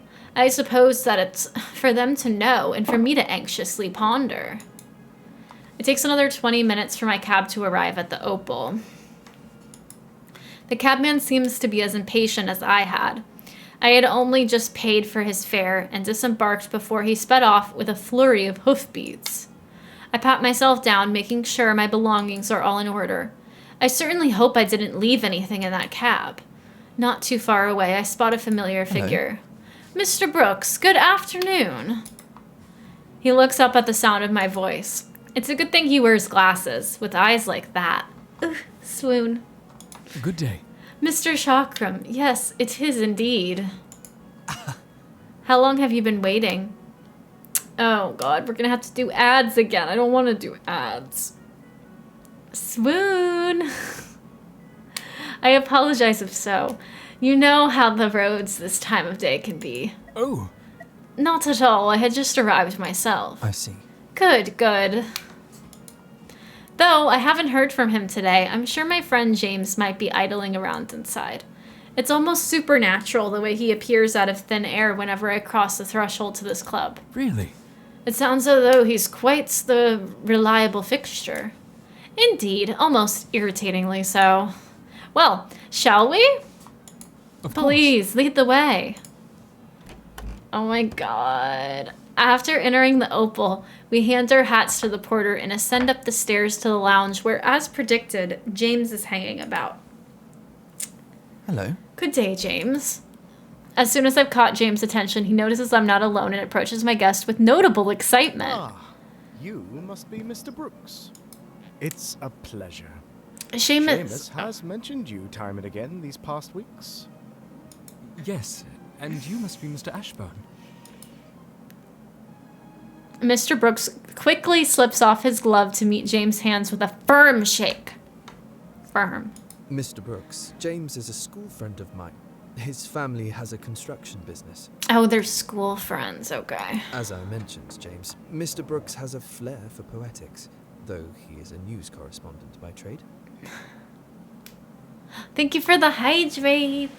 I need to be hydrating. And the stretch. Oh my god. Since we're doing the ad break soon, I'll definitely stretch during that more as well. Gotta keep moist and nimble. Yeah. A poet. So true. And he didn't even know it. Oh, I really only dabble. But I should like to be one day. Do you write poems? Yes. Many of them? Well, not all of them completed, but... Then you're a poet. No need to sell yourself short. True. The only difference is whether you're paid for it or not. True. James winks at Mr. Brooks. He seems spirited by James' words and makes an internal sigh of relief. Okay, how much longer do we have till the ads? I think they're happening, like, now. Oh, it still says I have, like, 2.5 minutes. Never mind. Mr. James winks at Mr. Brooks. He seems... We sit by the fireplace at the center of the room. Soon afterwards, we catch the attention of our fellow club members. What's this about a poet? Ah, gentlemen, this is Mr. Brooks, a friend of mine. Mr. Evans, Mr. Rahim, allow me to acquaint you with Mr. Brooks. Mr. Brooks is an editorialist with the Daily Creed.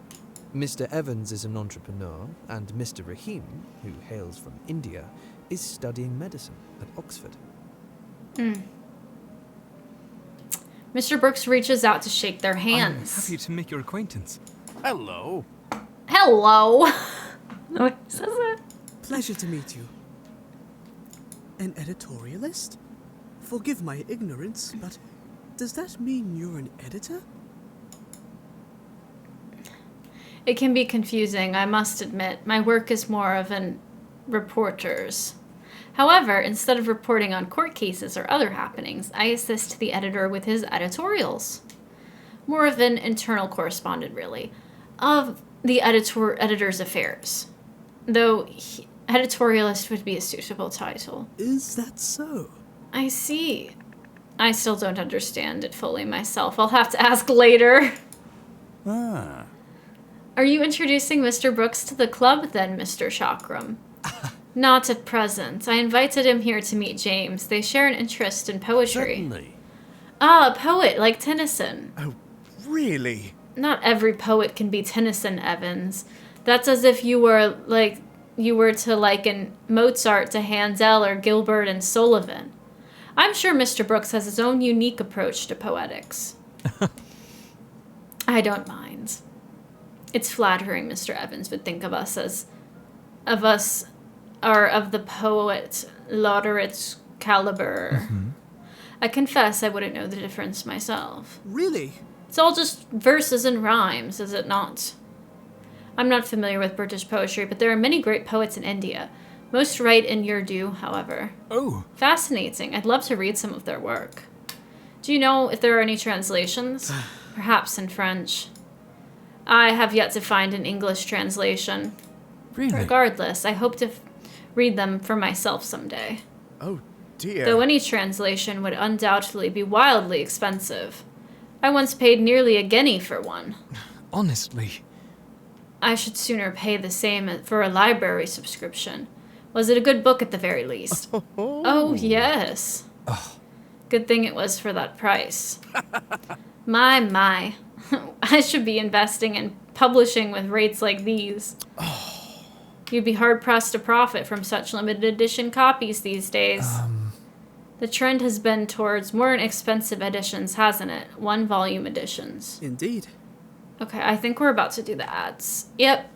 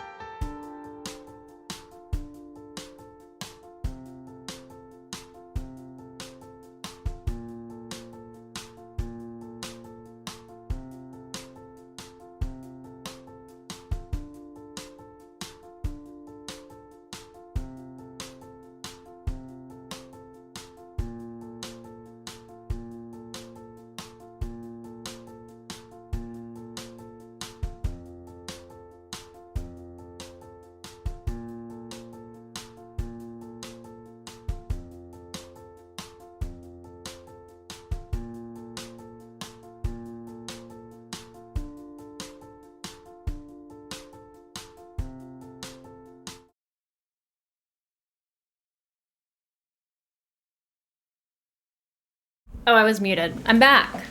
Thank you for sticking with me through the ads. Appreciate it.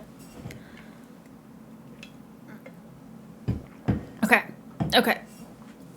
Back into character. That and yellow backs, and I much prefer leather over cloth Of course. magazines even. My colleagues often read serials on the train. Right in. Well, if I tap into that market, surely I'd need some fresh talent to entice new readership. Mr. Brooks, how would you like to publish some of your works? What? I'm sorry? Here he goes again. Oh, Pigsy, thank you for the heart. Mr. Evans. What? You can't be telling me this wouldn't be a golden opportunity. We could be the next Routledge? I don't know what that is. He sighs, clearly in a daze. Think of it. Your poetry in every bookshop window in London and beyond?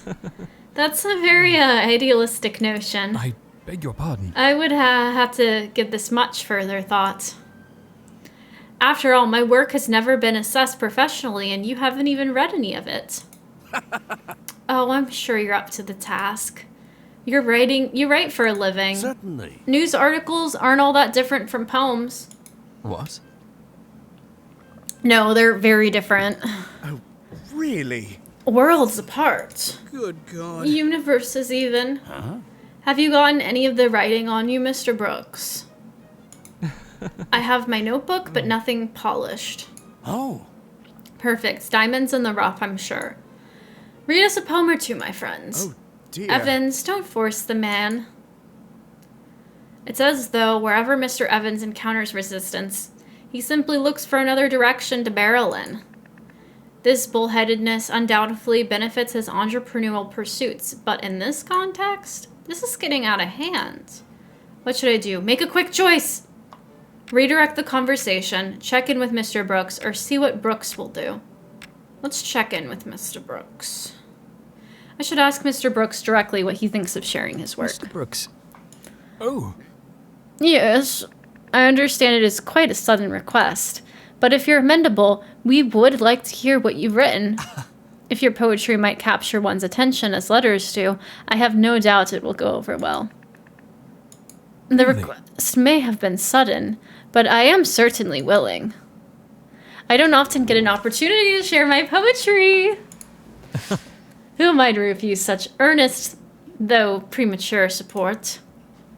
Mr. Brooks produces a small war notebook from his coat pocket and flips through ink-mottled pages. Scratched out words and endless swatches of handwriting cover nearly every corner. There'll be something I can share in here, I'm sure. Here's one I drafted just the other day. I doubt it's of publishing quality in its current state, but perhaps it will demonstrate my poetic style. Oh, I'm excited for the poem. I like poetry. His gaze still fixed on the page, Mr. Brooks rises from his seat with an unusual determination. The title of this piece is Horizons. Oh my god. To meet that line where sky meets sea, this desire my fate defies. The horizon by night is mere fantasy, yet after sundown must come sunrise. As Mr. Brooks gives his recitation, I begin to form connections between his words and the series of events which have led us to this moment. Oh my god, that's like kind of gay.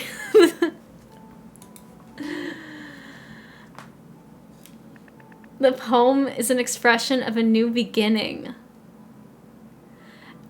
As brightness breaks the leaden skies, brilliance blinding, breathtaking.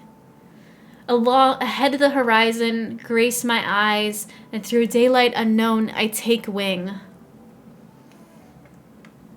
The hesitancy of taking untrodden paths, the surprises that come with doing so, and the lessons one can only gain from such experiences.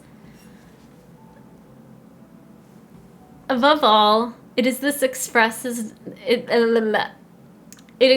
delight that the path turned out to be one worth taking. Soaring no longer lingering, the winds dance caressing my face. Through the crisp ether, I look and cling to this newer dazzling place. It's too good. As I fly, that distant dawn stretches on and forever on. The horizon, now he sees it as a feat of serendipity.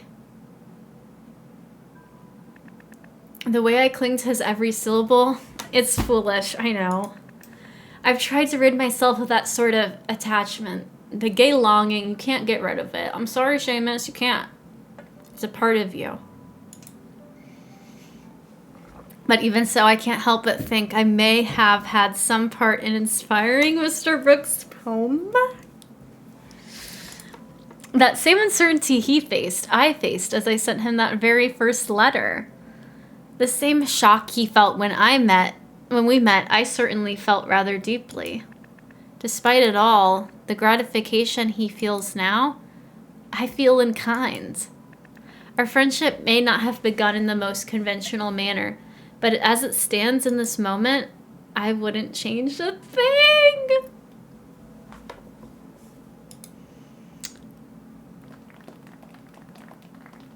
Oh my gosh. The applause rounds the room quiets a short while after Mr. Brooks makes a proud yet bashful bow as his head and sits down. Oh my. Bravo, Mr. Brooks. What a moving composition. The theme of Horizons is one of much explored, but the sincerity of your interpretation, just marvelous. Oh. Thank you, Mr. Ashburn. I do often write as a reflective practice, but I feel this poem was especially candid. It certainly stems from recent developments in my life. Is that so? I feel much the same in regards to my new horizons here in England. I've experienced many things I would never have otherwise had I stayed in India. Indeed. And I had missed the many sunsets I saw during the long ocean voyage here. I'd love to take such a journey someday. Yet, as the seas can be turbulent as they are picturesque. Really? Surely the ocean, as vast as it is milder than an omnibus over cobblestone. As the conversation continues, I rack my brain for something to say about Mr. Brooks' poem. I'm perhaps not the best judge, unfamiliar with poetry as I am, but I can say, Mr. Brooks, your poem very much resonated with me. There are some lessons one may never learn until change presents itself. Mm-hmm. I'm delighted to hear the course of your life has brought you such satisfaction. Mr. Brooks' surprise at my comment leaves him momentarily speechless. But before nerves can take hold of me, his expression turns warm and fond. Well, I might attribute some of that to your influence. I'm here today, aren't I? Mm-hmm. It seems you are. In contrast to his early excitement, Mr. Evans is uncharacteristically quiet. He appears to be in deep thought. Horizons, eh? I'd imagine you're all too familiar with those, Evans. Certainly. Yes, figuratively speaking, but horizons on the open sea, never. Oh. Mr. Rahim, you must tell me about your travels. What was your experience as a passenger like? Would you say there were opportunities for improvement of the service on board? You certainly pivot quickly. Oh. Do ocean liners have libraries? I feel they would be crucial if one were to extended time at sea. Okay. The sun is already setting by the time Mr. Brooks and I leave the Opal. Oh. Damn, not a cab in sight. They must be on the main roads. I should have asked for the footman to call one. Perhaps there'll be a few on the next street. Really? That's quite all right, Mr. Chakran. I do hope your landlady isn't too ruffled by your tardiness to supper. I'm happily reimburse you for any damages which may ensue. Mrs. Wright isn't as severe as all that, despite the dramatic anecdotes I've shared. The worst I'll suffer is a light scolding and a chassoussure of cold gravy. A what? Thank goodness for that. Mm-hmm. When I was a child, my mother would send me to my room without so much as a breadcrumb if I were late to dinner. Oh. How stern of her. Granted, I would often arrive home covered in mud and bits of grass from playing in the gardens. No matter how ravenous I was or how much I protested, she insisted I had to be bathed and dressed first. But I was always well fed afterwards. Really? It sounds like you had an eventful childhood. Well, living in the countryside, my sister and I had to make our own amusements. Scrapes, bruises, and all. You wouldn't have caught me bolting outside as a young boy. London is no place for children to frolic, for one thing. But I was always the bookish type. I never strayed far from home. Mm-hmm. That aligns well with what I know of you. Oh? The not straying too far from home? Not in a bad way. You're reserved. As are you. Me? Of course. You did come across as much more sociable when we first met. However, as I've come to know you, I've learned you're thoughtful. And you care a great deal about how others may feel. You flatter me. We fall quiet, and I fiddle with the layers of leather between my gloved thumb and my forefinger restlessly. The air is muggy with the humidity of fallen rain, summer rain, yet my breath feels shallow. For another reason entirely. I could go back inside and ask for a cab to be called here. There could even be several waiting just around the corner out of sight. However, as much as it's clear the afternoon has ended and it's time we parted, I don't want to be the first to admit that. Not just yet. When the silent tension breaks, it's Mr. Brooks' voice I hear. Thank you for inviting me here, Mr. Charkham. I'm glad I came today. I'm glad you did as well. That you regard me in enough esteem to invite me here in the first place is moving. I can count the number of people in my social circle with just the fingers on my 2 hands. Even less for those I consider friends. You can add another few to that list now. James, I'm sure, you won't have had the last of. I'll have to put his name down after yours. After. You got that right. After. I found myself caught off guard by that simple statement. I hadn't given the matter of friendship much thought after our first meeting several months ago. The possibility of standing here together like this would have never crossed my mind. And yet here we are. A friend. A friend. A friend. A friend. We're friends. Friends.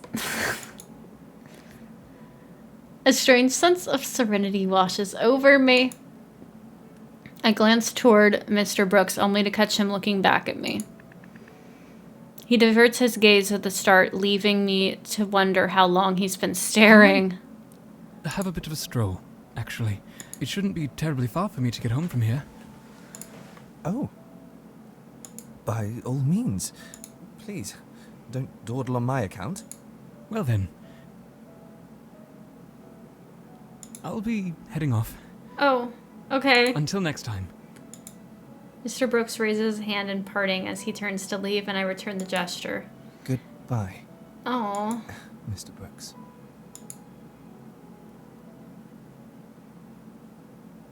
Oh.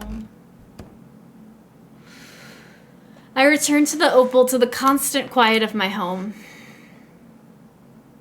It's not an unusual thing for it to be so silent. Still, the study feels more bereft than usual, with my having just been in such spirited company.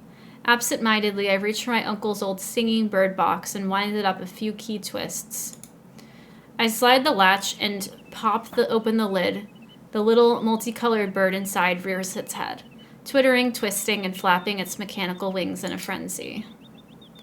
The song is as realistic as clockwork can achieve, but in the quiet, it sounds too harsh and metallic on my ears.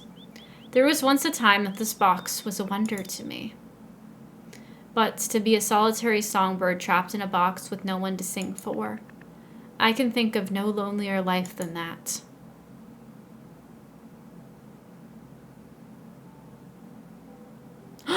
Thank you for playing! If you would like to support the development of OSAS, you can wishlist on Steam, get our newsletter, and send us feedback. Until next time. Wait, they have a newsletter? I want to be on the newsletter.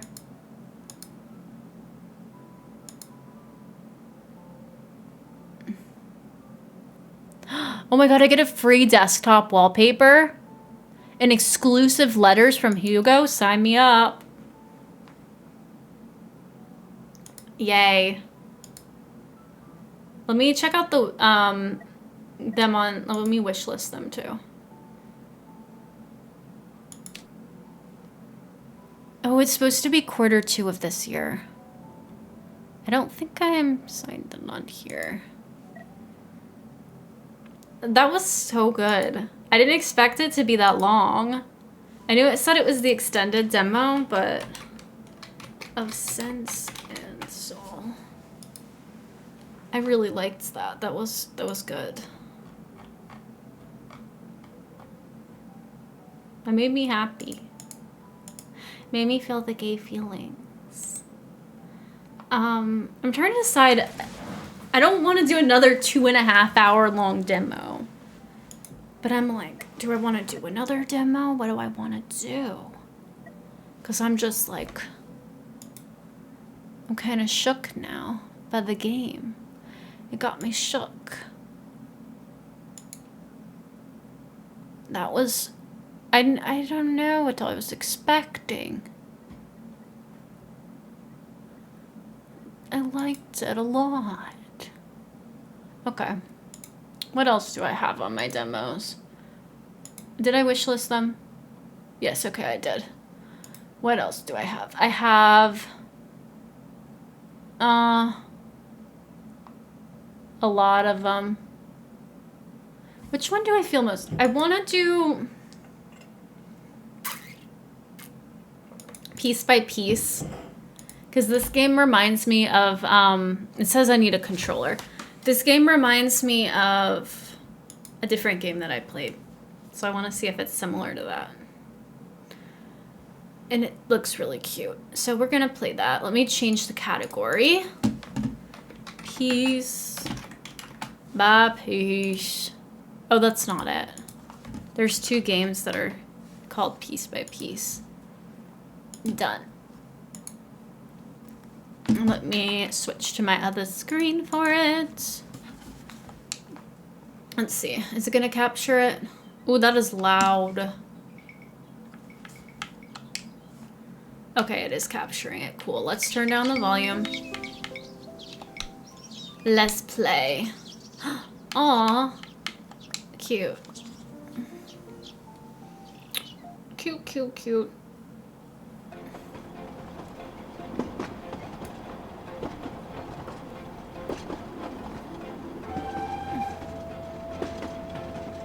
Chugga chugga choo choo.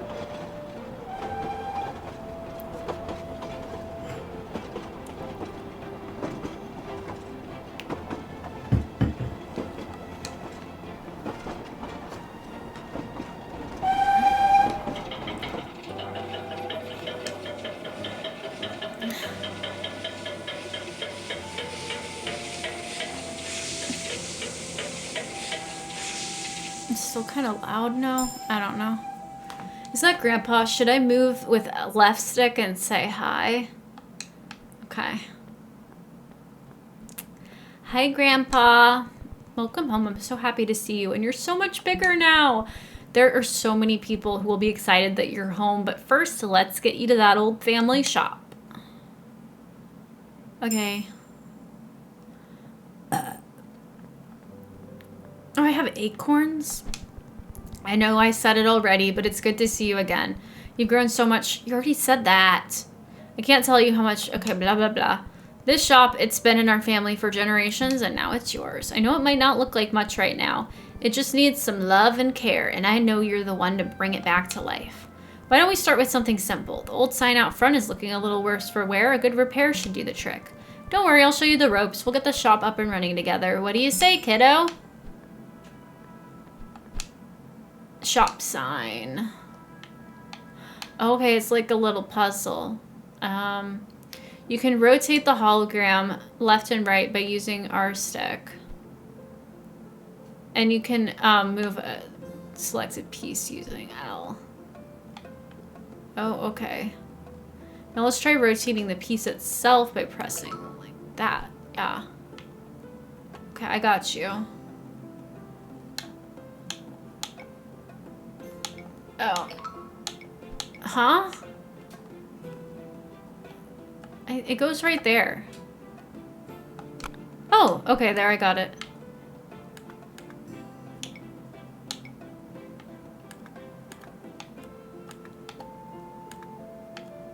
I think that goes there. I'm so good at this.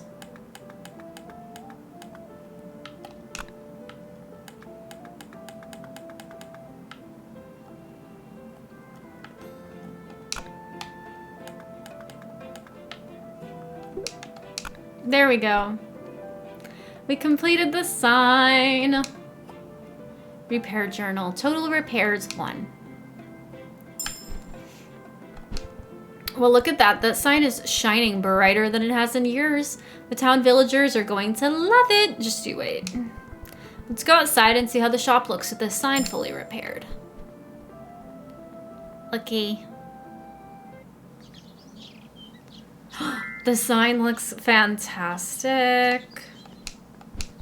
The sign is truly alive now, isn't it? Okay, great. When you're done here, let's go back inside. There's work to do. Okay. You think that 7TV, it's messing with your mod settings? Oh no. That's not good. Now, with that sign out there, the whole town knows you're open for business again. Your very first customer will be arriving tomorrow. That gives us a bit of time to tidy up in here and clean the shop. Makes all the difference. And you might even get a nice acorn bonus for keeping the place feeling nice. Over there, grab the broom. Okay. Clean. Clean, clean, clean, clean, clean, clean, clean. Clean, clean, clean. Look at how sparkly it is when I clean. So pretty. So lovely. So cozy. Ah, just look at this place. You've done such a fine job. It's clean and already starting to feel alive again. It's been far too long since this shop looked this good. Well, it's been a long day, hasn't it? Let's wait a few till sundown and shut down the shop for a day. Big day tomorrow with the grand opening. Okay. Do I just shut down then? At night you can close the shop or continue into night as long as you'd like. Okay, close shop.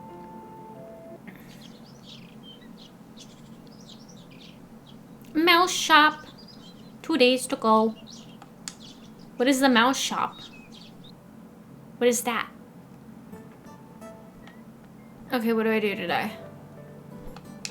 Is there anything for me to repair? Oh, hello, little one. What do you need? Hey, are you the one who fixes stuff? So, I kind of dropped my grandpa's bear teapot, and now it's in a bunch of pieces. Can you fix it? Grandma loves that bear teapot. If she finds out, I'm toast. Can you make it look new, please?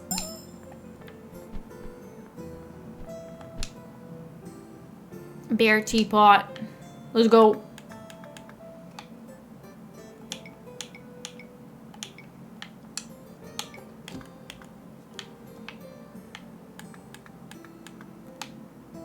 Huh? Oh, that's cycling through what piece I'm selecting. I see.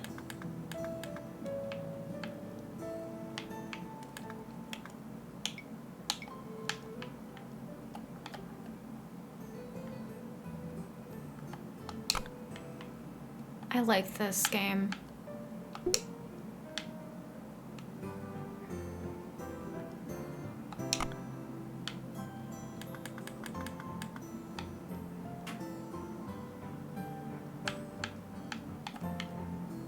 Isn't there supposed to be a bear on here? Where's the bear?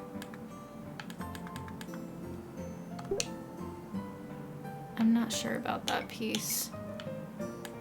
Oh, there's the bear.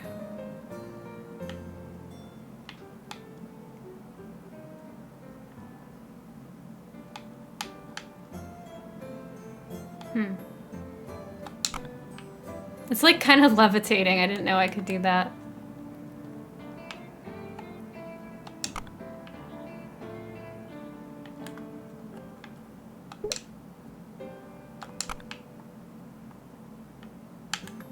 I appreciate that you don't have to be like super precise with it. Just like kind of precise. There we go. Bear teapot complete. Yeah. Okay, we gotta clean the shop again. This got dirty.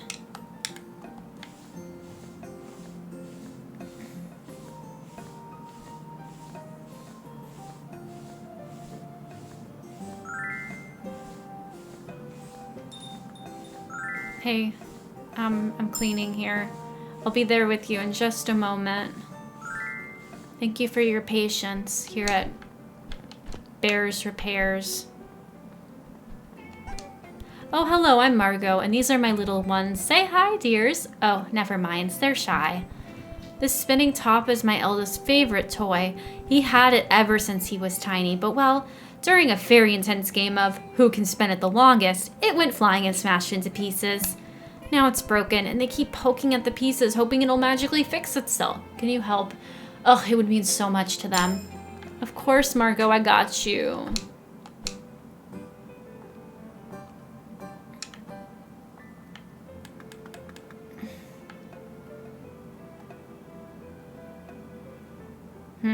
That piece is too hard.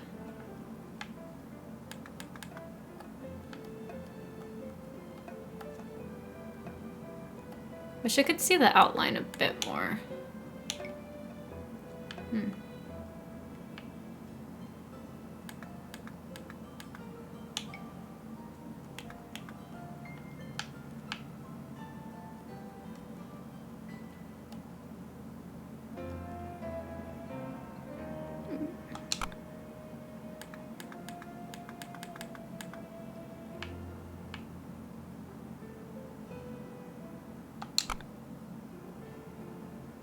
Hi, Pete's. Good morning to you. How are you doing today?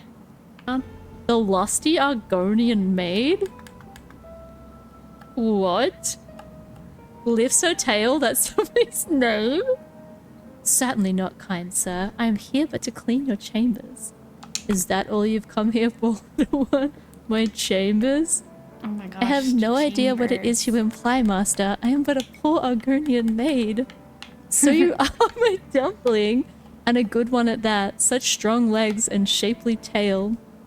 A smart book? Embarrass me, sir. Oh my gosh. What, read it? That's funny. Everyone in chat's like, yeah, this is a good one. Don't go down this rabbit hole. What rabbit hole? The book? You are safe here Was with it me. long? I must finish my cleaning, sir. Okay. This is the last piece I need to get, but I can't figure out how to get it. Which way does it go? I think it goes this way.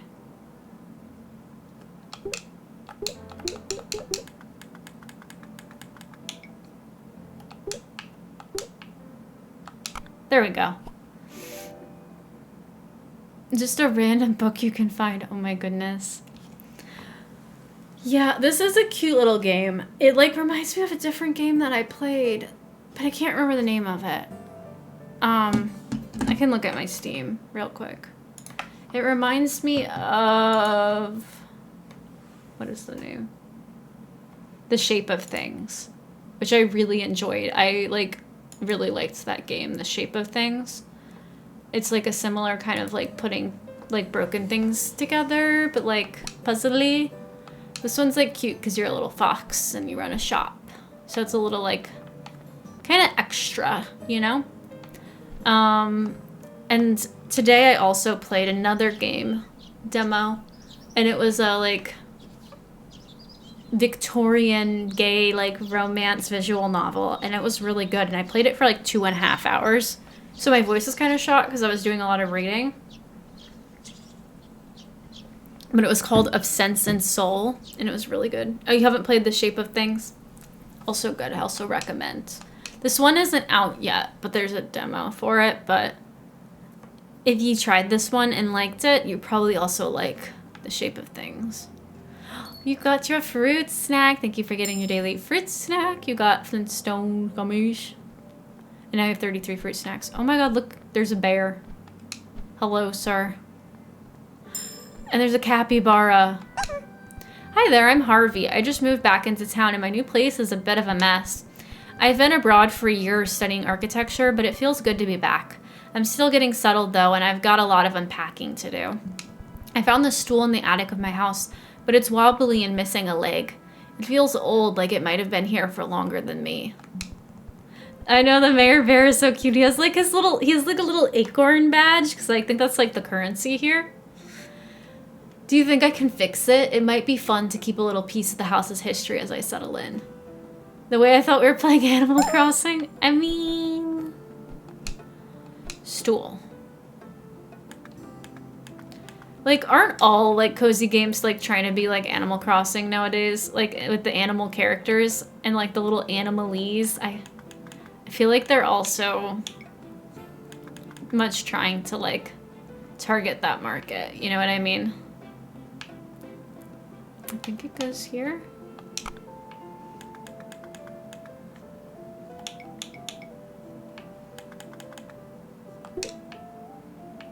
Here?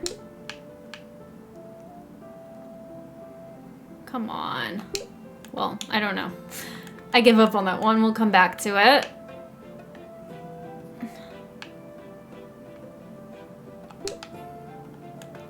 Why am I struggling so much? I think this goes here. No? Does it go here? It's hard for me to see. I wish I could rotate it the other way. A sunlight on the tree in the background is pretty. Oh, I didn't even notice that. It is very nice. Very relaxing. I think it goes like here because the chip of the... It matches up pretty well. Why is it not going? Oh, there we go. Usually it wasn't that finicky. Like it was allowing me to not have to be that precise.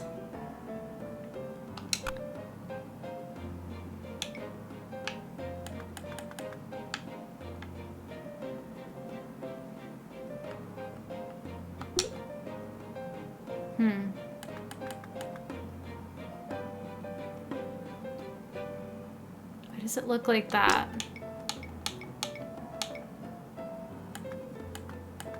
The stool is... I don't like this stool. I don't like this stool at all.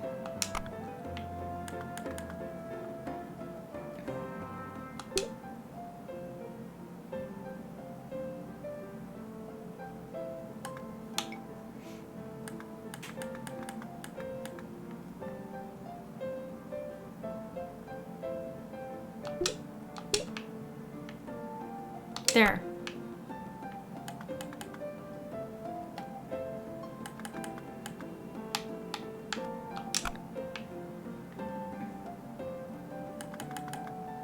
Okay, at least the wood grain helped me line it up. Oh, that's cute. It has a little daisy on it. Total repairs 4. Okay, let's talk to the mayor. Oh, you must be Tuko. Toku? Toku. Pleasure to meet you, finally. What's that? Oh, Oku? Sorry to hear about that. You know, stepping into the shop brings back memories. When I was just a cub, my mother brought me here after breaking her honey jar. Funny, I don't remember much about the jar, but I do remember the smell of fresh baked cookies. Oh, I apologize. I was dreaming about cookies again. Ah, now where was I? Ah, yes. I wanted to introduce myself properly. As mayor, I never had much of a reason to visit. I'm very careful with my belongings, but this shop was once the heart of our town. Why, we even held our legendary bear-fish bee battles here. I look forward to seeing how much breath you breathe into new life in this place. And I do hope to see you at the next BFB match. Not a BFB match. That's so cute.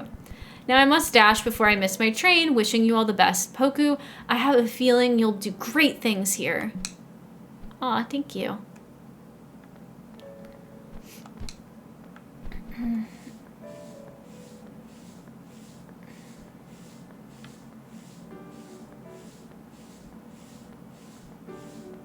I just do little sweepies. Sweepy, sweepy. In the circle. Because it's dirty. I'm sorry, sir. I didn't mean to push you. Thank you for coming to the shop. I'll be with you in just a moment. Chef Bastian. Little capybara. Oh, hello there. I'm in need of some expert help. This is a culinary emergency. My wooden spoon, my favorite tool for stirring soups and sauces, has cracked. It's been with me for years and I rely on it for everything.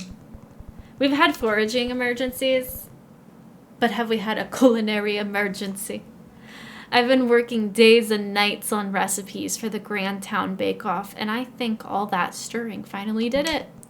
I need it fixed quickly. Without it, my sauces won't have that special touch. And I'm already nervous enough about the competition. Can you help me? Of course, I got you. Why did he leave?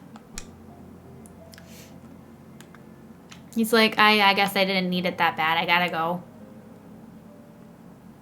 This spoon is a little tricky. I don't like the spoon. Let's start with the handle.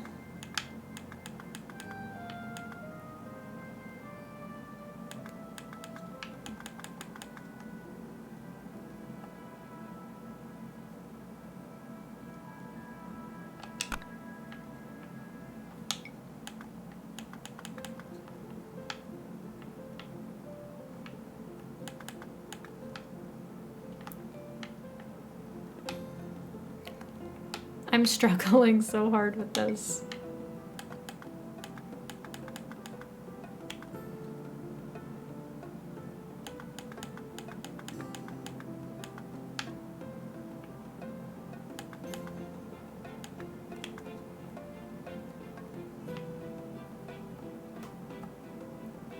There we go.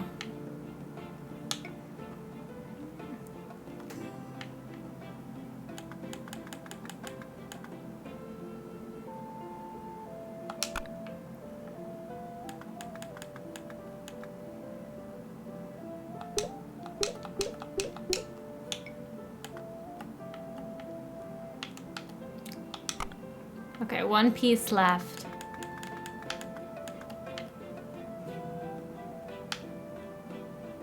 There we go. Yay, job complete. Okay, well, they're not here. So I guess they'll come back tomorrow to get it. My culinary emergencies are when I accidentally start a fire. I don't think I've ever done that, but I have like burned my hands when like getting something out of the oven. I have done that before. Merchant has arrived outside. Who's that? Who's outside? Oh my god, there's a little mouse with a suitcase. That's so cute.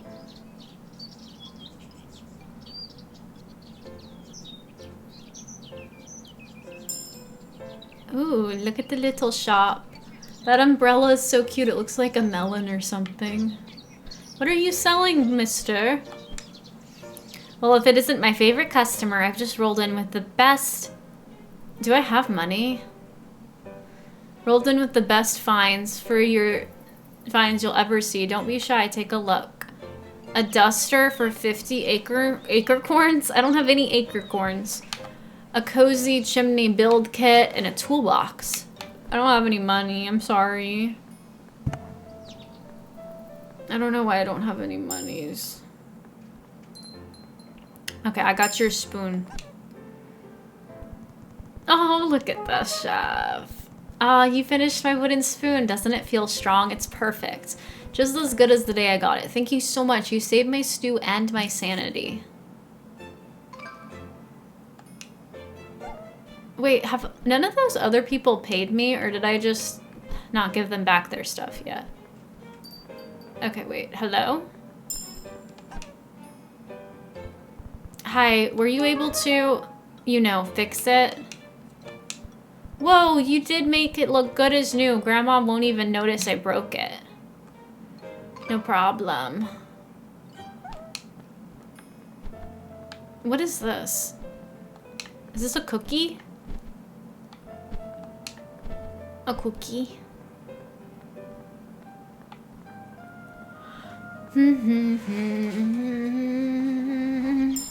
Okay, I have money now.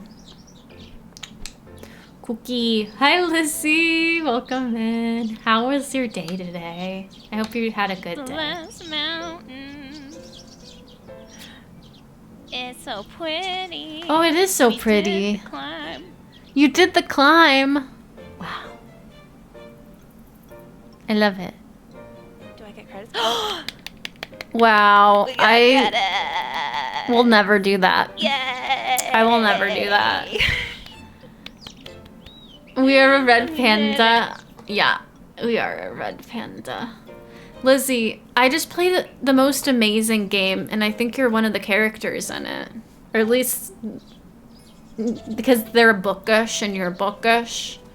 I played the demo for Of Sense and Soul, and it was so good. And it was like 2.5 hours. I wasn't expecting it to be that long, but it was so good. Oh my god.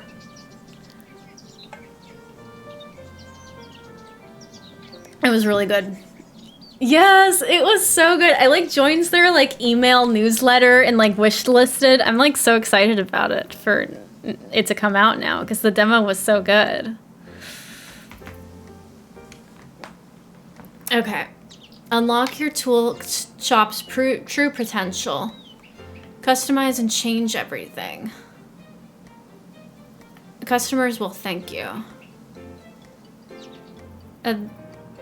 Restoring isn't just about fixing, it's about cleaning. Oh, I don't have enough for that. I want to save my money for the duster. You heard about it through a date with Death. The ads at the bottom left corner are for real games, and that was one of them! Oh my god, that's so cool! They have me at Gay Victorians. It was so good. I found it because I was looking for demos on Next Fest, and it like came up under LGBT because they know I like the gay games, and I was like, ooh, what's this? And I was like, me likey. How's Bales? Bales is good. Bales is good.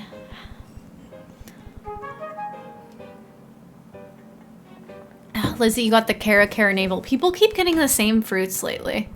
And I have 81 fruit snacks. Yes. Okay, I have enough for the duster upgrade now. Cool. Cool.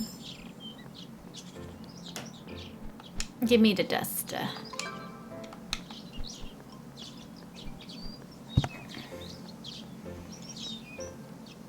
Oh, you know what is exciting that happened this stream? Pigsy is now VIP. Since she's not a mod anymore, I made her VIP because I feel like she deserves specialness. Okay, so it happened again, but this time it's my sister's fault. Kinda.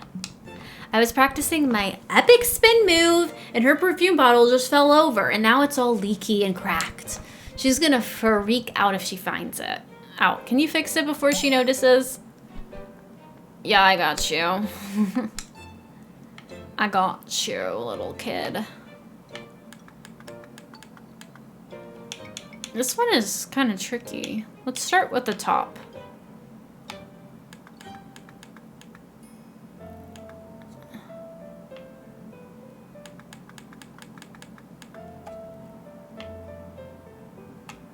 Like, does it go here? It was literally so adorable. I know, it was so good. Okay.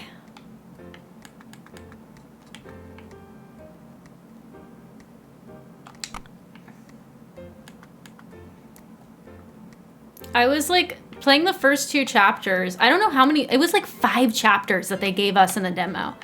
And I was playing for the first 2 chapters and I was like, oh my gosh, I don't want it to end. And then it just kept going. And I was like not expecting it to give us that much just in the demo. But I wasn't complaining because I was enjoying it.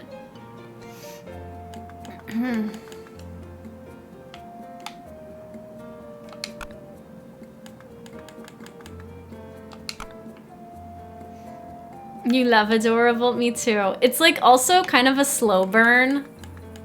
Which usually I'm like impatient, but I'm like, I'm rooting for it, you know? I get it has to kind of be a slow burn, okay? It's a time period.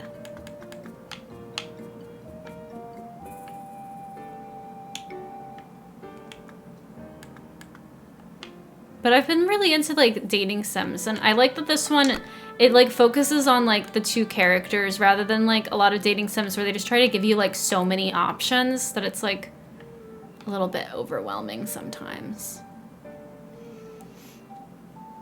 The package that I ordered on January 30th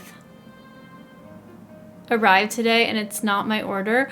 Oh no! What did you order?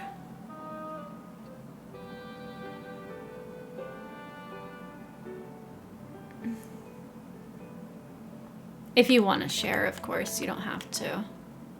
I'm just curious. I don't know where this one goes. Oh, there you go. Okay, and that goes there. And then that goes...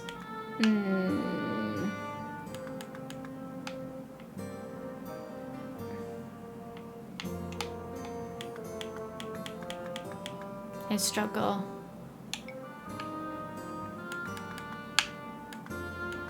I think that there's like blue on this one. So I think it goes... I struggle.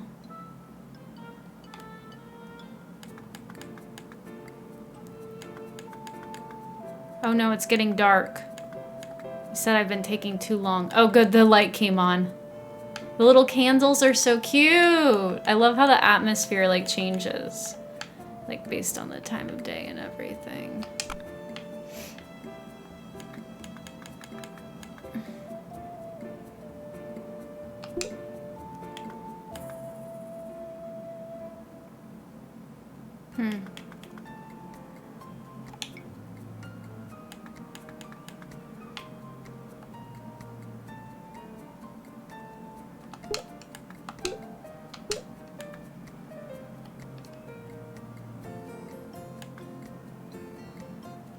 There we go.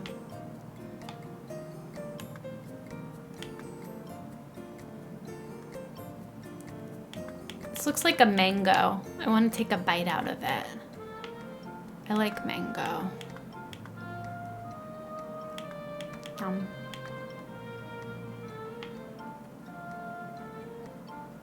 How do I get this last piece in? Usually the last piece isn't this hard.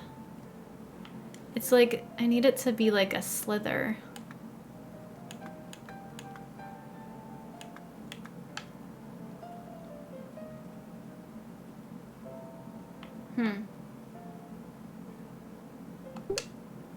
Because that's the last piece.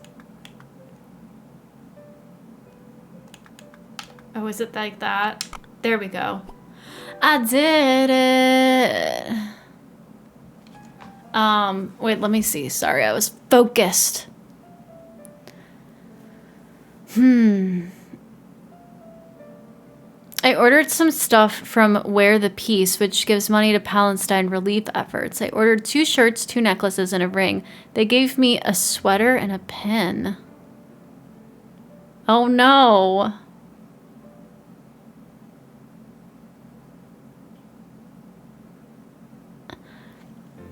You packed 2 orders but accidentally mixed the postage lamps up. Postage lamps. Postage labels. Yeah, the label looked right, but the order is not. Oh no. Yeah, I would definitely reach out to customer service. For sure. For surezies. We crying in the club. Oh no. Not in the club.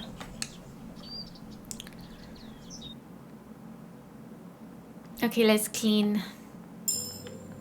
Because this is dirty. Oh, did I forget that I could buy that thing from the mouse? Did I not do that? In the club.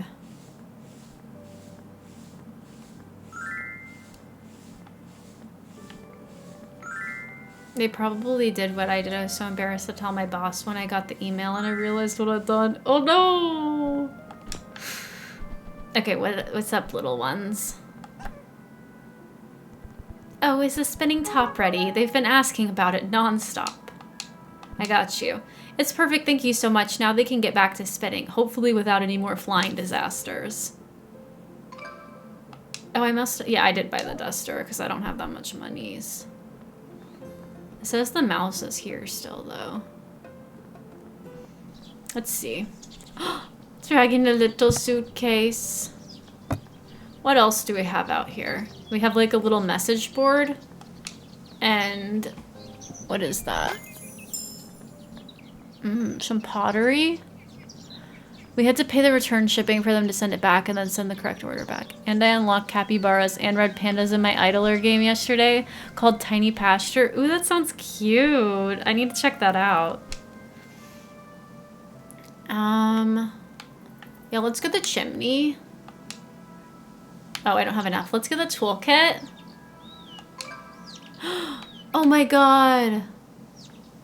I can get rugs and desk cloths.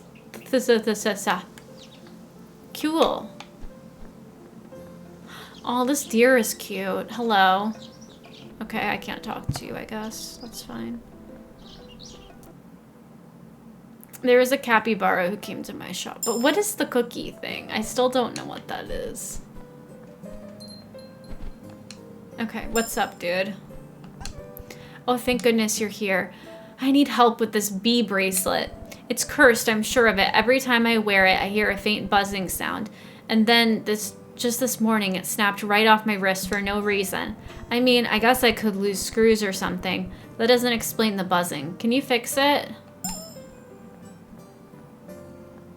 We're about to have ads, but I don't want to have ads. I don't know if I should snooze them or not. I don't know. Because I'm not sure how much longer I'm planning on going. Okay, the ads are like 4 minutes away.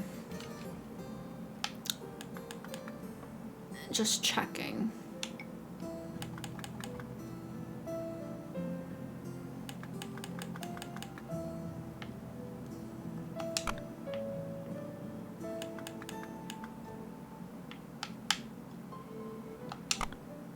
This bee bracelet is cute.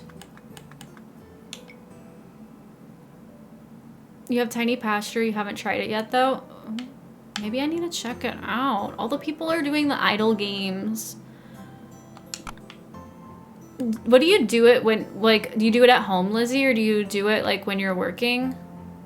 At work? Because I like low-key want to put games on my work computer, but I probably shouldn't. Probably shouldn't do that, but I like low-key want to.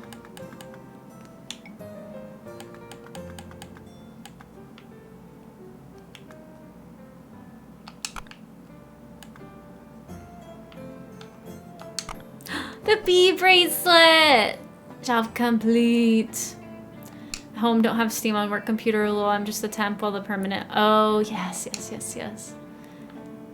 That's fair then. I'm like, me put games on computer at work, but they'd be productivity games.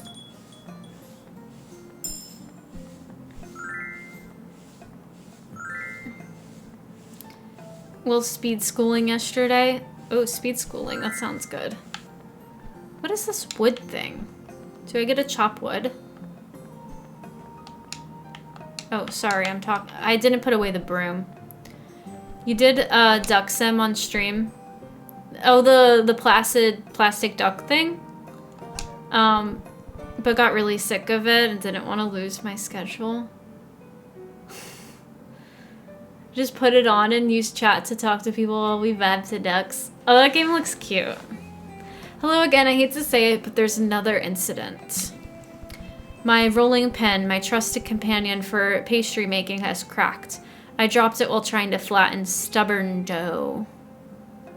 Yeah, plastic ducks. Yeah, I've had it on my wish list for a while because I've seen it and it looks cute. And it's always like really cheap, but I still haven't bought it because I'm like, would I actually play that? I don't know. The competition is close now, and I've been testing recipes nonstop. I feel like everything's falling apart, literally and figuratively. This rolling pin is good for background noise / ambiance. That's good to know. I can't bake without it. Please, can you make it like new? I got you, buddy.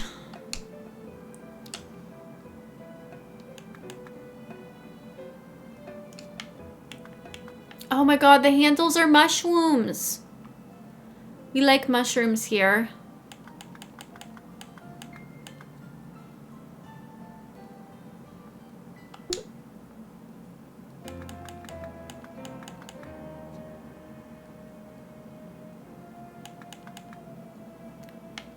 I can't figure out the orientation though.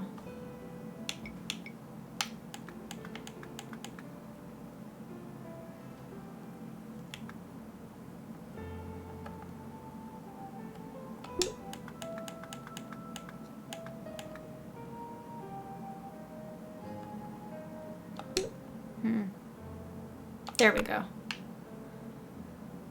Hi, BB Veil Sweet. That's me. Hi, Min. How are you? It's good to see you. I hope you're having a good Monday. I hope the podcast recording went well today. Really tired today? Did you have a long day? I did. We yapped for so long.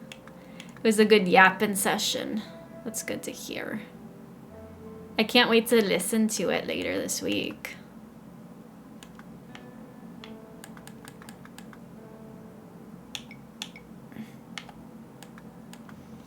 I think the ads are coming soon. I think I want to snooze them. I don't know though. Oh, I can't snooze it. Okay, the ads are coming soon. You relieve myself. Aw. Snot Rocket, and they were like, what? Oh my god.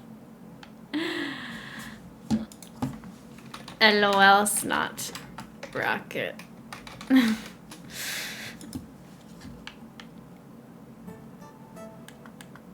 Hee hee hee.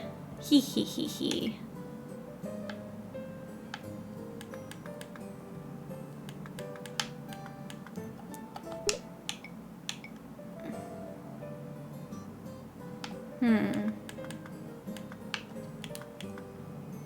Can't figure this one out.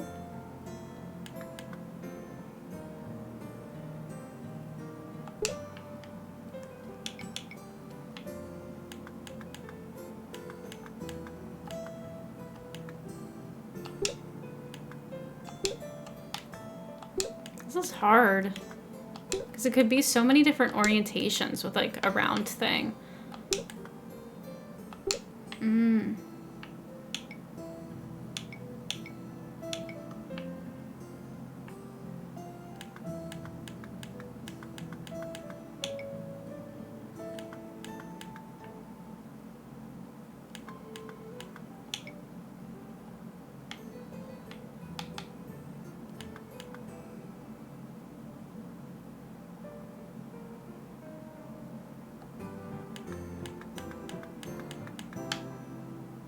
I don't know where to put any of this stuff. Jesus.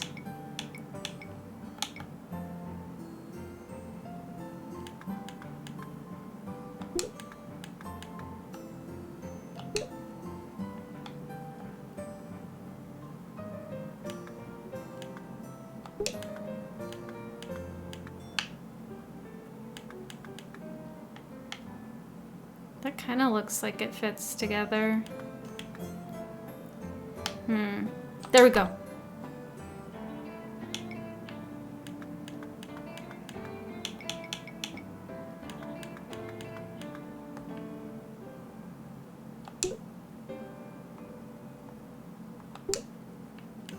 I'm struggling. I'm on the struggle bus.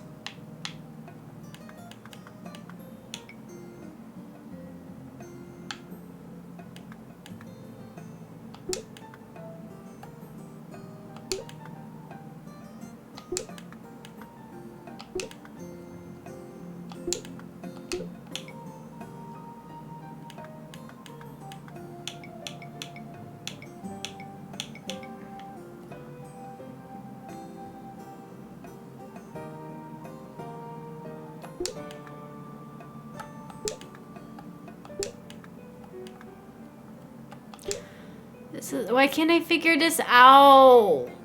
Is there hints? I need hints. Because this rolling pin is really hard.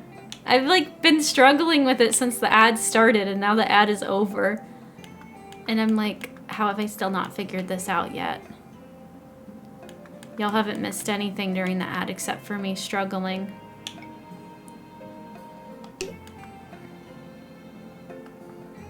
I don't like playing with this with controller, but that's what it said, like it recommended. But I don't know. It feels a little hard to control.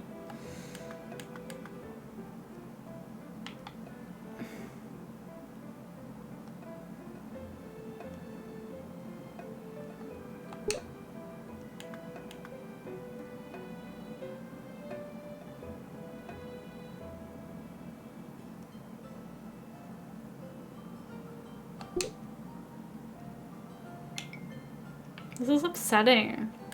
I just want to get the mushroom right.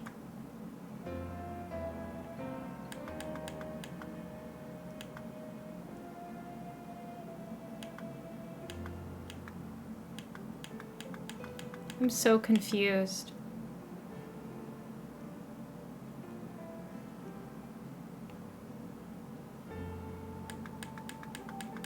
Why am I so bad at this?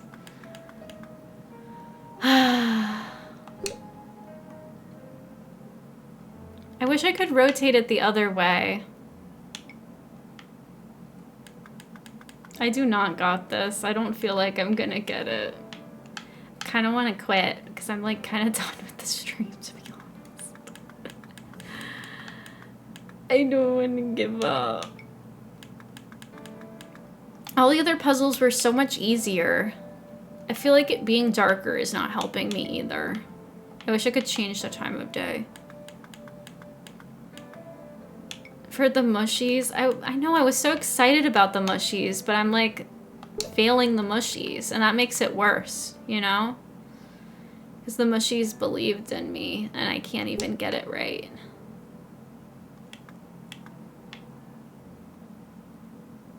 And I failed them.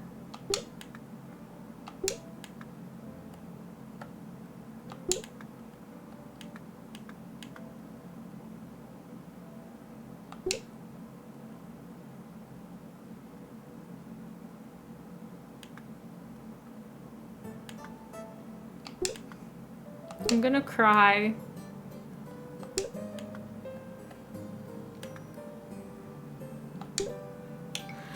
Why is this game making me feel so much rage?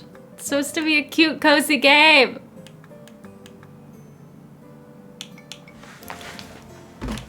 It's hurting my brain. I like the shape of things better.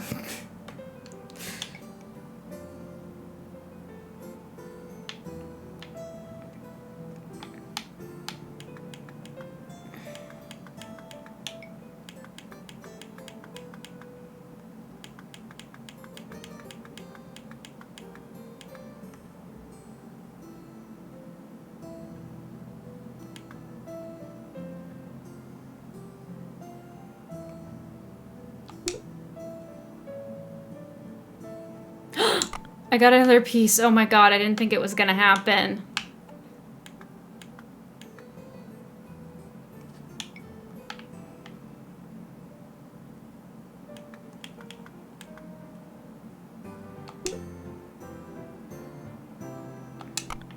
Okay, now I'm just getting lucky.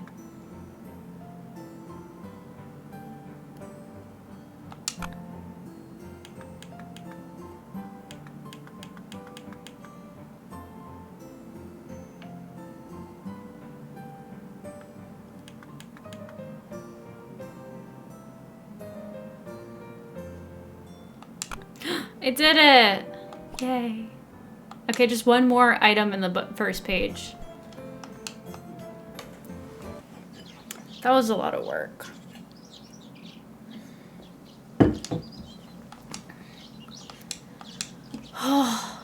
I did it. I do feel accomplished, I gotta say.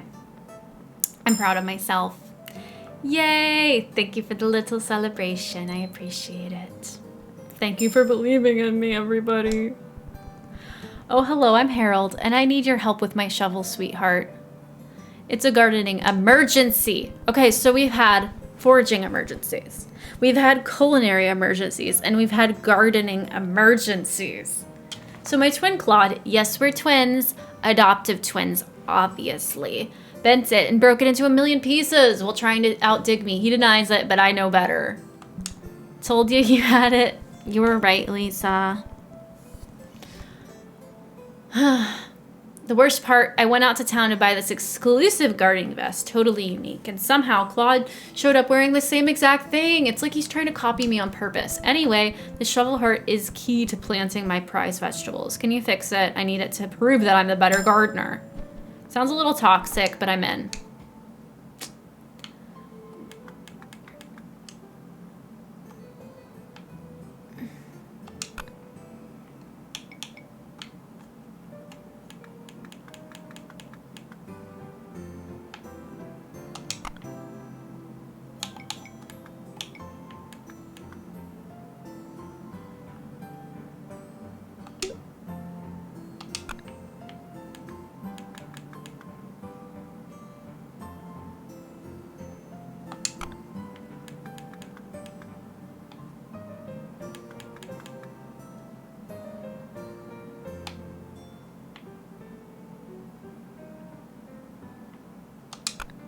I did it! That one was so much easier.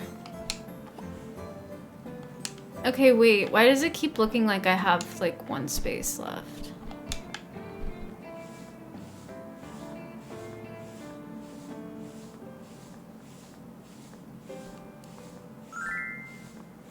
Thank you, Rune. Thank you for the little clappies.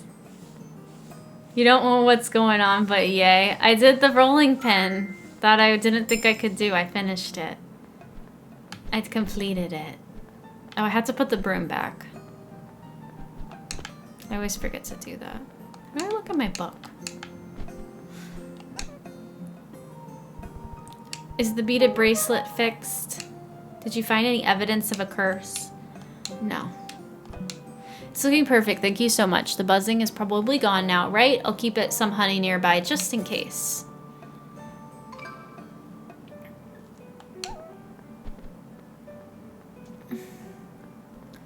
Let's see. Should we buy something from the mouse? He's always dragging his suitcase out. Why are you never ready when I'm ready? Faster. Faster. Open your shop. I want to buy stuff. Okay. The chimney kit. I don't have enough money for that. It's so cute. Oh, now I want to try it. I want to try it. I gotta try the tiny pastures. I want to be tiny. And I want to be in a pasture. Oh, hello, sir. Are you here to get your mushroom? Your little mushroom rolling pin. Yes, look, I did it. Aren't you proud of me? It took a lot of work. I am a lifesaver, I know. That was a lot of money, and it should be, because that was a hard task. And now I can get the final upgrade for my shop. The grind to get the Cappy and Red Panda is real, though. Is it? Okay, what else do we want? Flower desk front cloth. That sounds cute. Flower rug. Circle. I want this. Let's see. Let me see my little shop.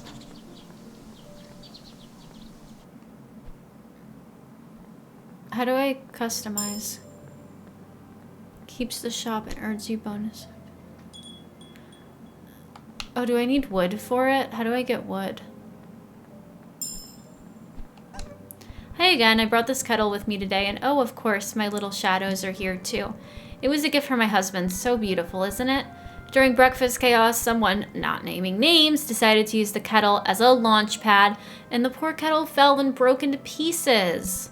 Can you fix it? It has to look perfect again. It is, or at least was, very special to us. Okay.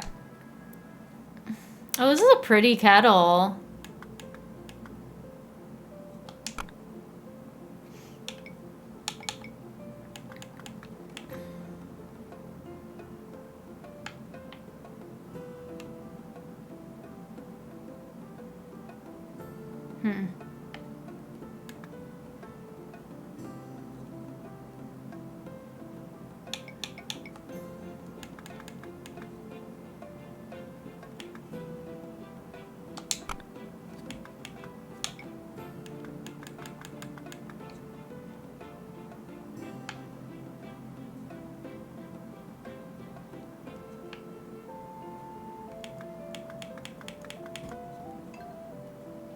What was that?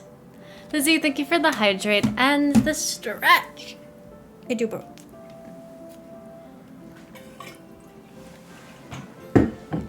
Yeah. It's always a good reminder, isn't it? We'd always need the stretchies.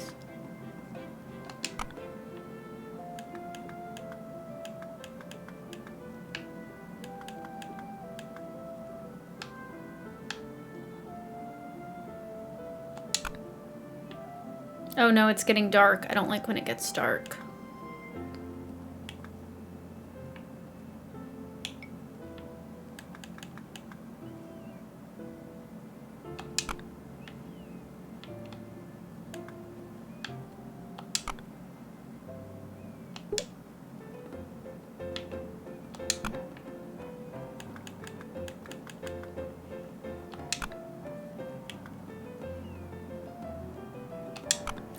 Tea kettle done.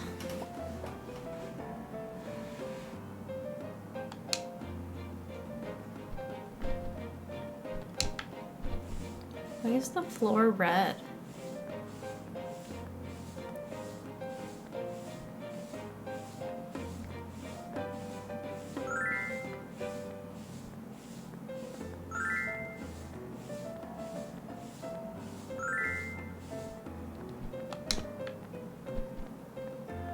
Sleep. How long is this demo? I wonder. I feel like... Does it just keep going? I think this might be the last day I play. Because I don't know how long it's gonna be.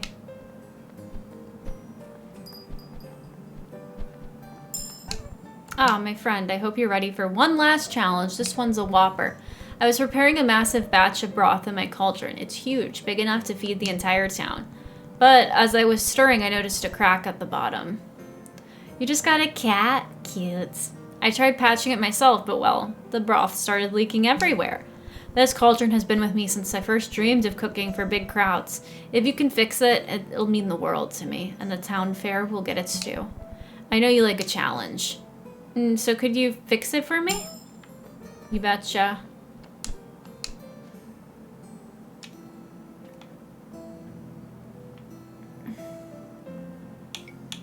Oh god, this one looks like it's gonna be hard.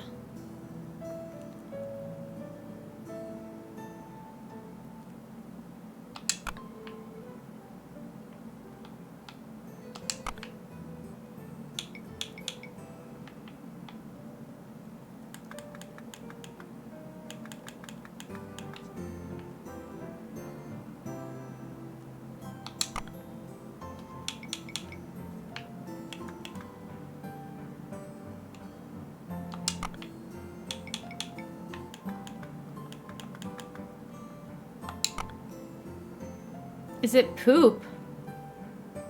Huh? KB. Is poop obvious? You can't see any.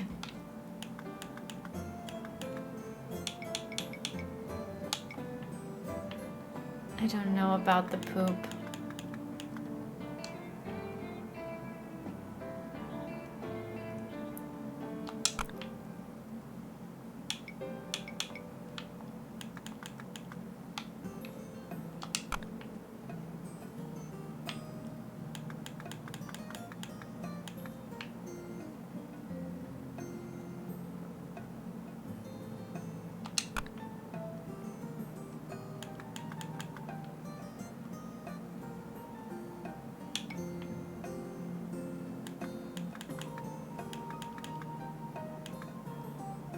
I'm so locked in right now.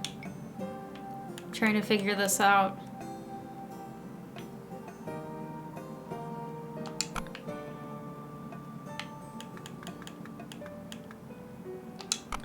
I did it! Poop is poop. To unlock hamsters, I have to clean poop, but I can't. There's hamsters? Okay, I want to know.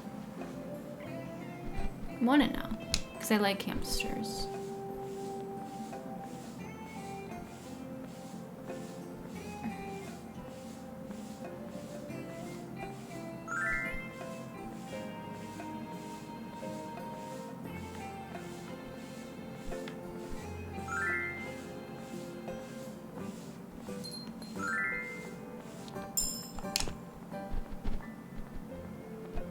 Hi. Is the kettle ready? I can't wait to see it. Here you go. It's beautiful. Thank you so much. My husband will be thrilled to see it back in one piece.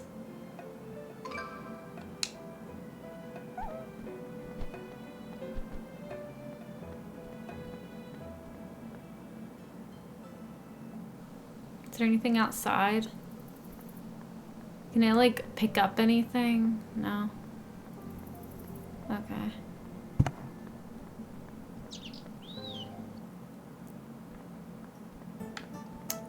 I want wood.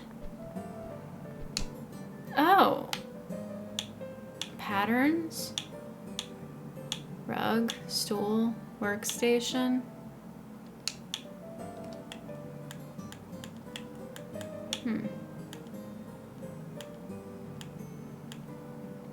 I thought I bought a variation.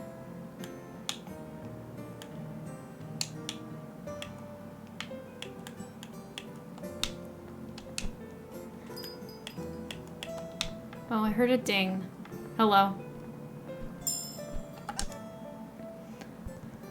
How is my shovel heart fixed? Claude won't see this coming. I got you. Perfect, thank you so much. With this, my vegetables will outshine Claude's ugly flowers. Just wait and see. Okay. Sure. No need to be so competitive about it.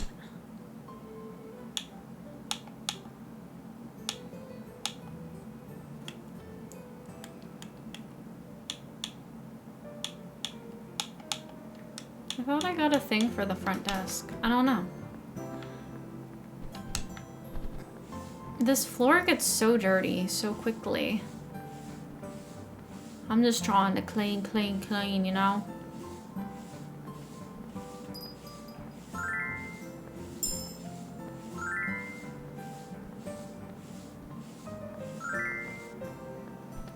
Okay, Chef Cappy is back. I got your cauldron, my dude.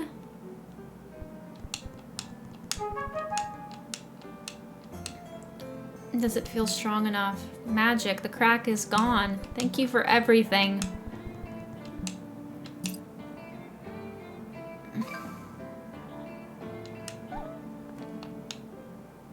Closed the shop.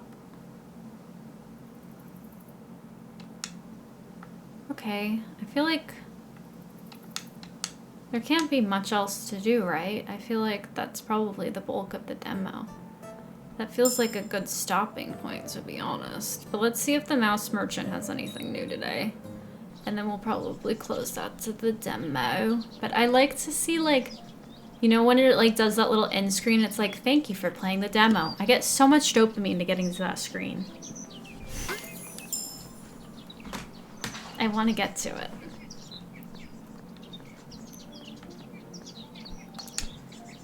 Oh, I can get wood.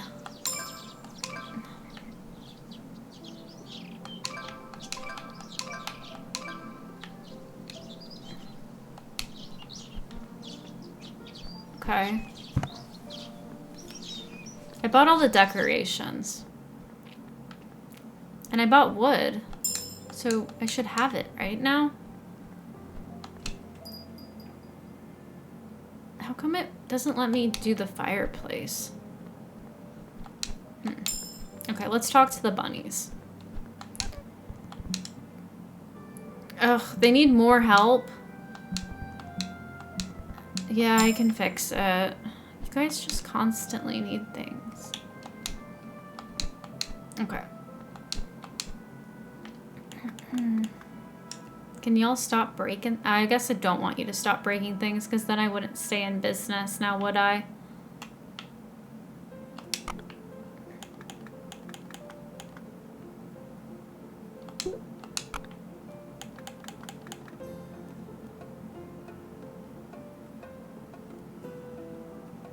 This looks like Cozy Caravan meets the 3D puzzle game everyone was talking about a bit ago that made a baby. I haven't played Cozy Caravan, but I think that you mean the Shape of Things. Yeah, that's why I was interested in it, because I really liked the Shape of Things. It's a little different than the Shape of Things, but it's still, it's okay. It's just not as, like, good to me. Yes, the shape of things. Yeah, yeah, yeah. 12 total repairs. Okay. We doing that.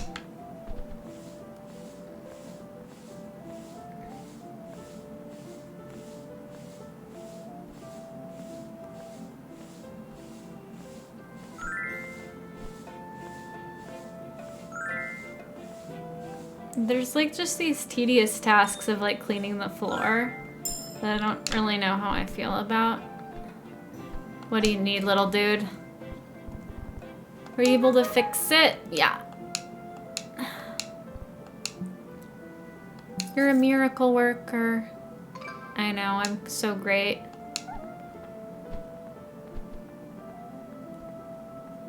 I do circles. I do little spins. Circles while we wait because there's nothing to do right now. I don't like this like dead time in the game. There's literally like nothing for me to do right now. I can't even close the shop. It's like, hello, is anyone gonna come in? There's nothing for me to do. Okay, hi. Oh, hi, there you are. I got another cursed item, the bell pepper mirror. You email company and hope you get what wanted soon? I hope so too. Oh my god. It's too much like real life. Just sit and wait. I know, I'm supposed to be playing video game. I'm supposed to be endlessly entertained. This morning it fell off the wall. It shattered into pieces. When I picked it up, it was covered in this slimy green ghost goop. Okay, fine, I smelled it like a little like avocado, and yeah, I might have tasted it, but still. Sure, there was an open jar of avocado spread nearby, but no way. There's no logical explanation. It must have been a ghost. Can you fix and clean it? I just want to see my face without feeling like I'm haunted in a guacamole factory. Maybe you could clean it yourself. It's literally covered in guacamole. Oh my god. That's so stupid. But like in a fun way. You know what I mean?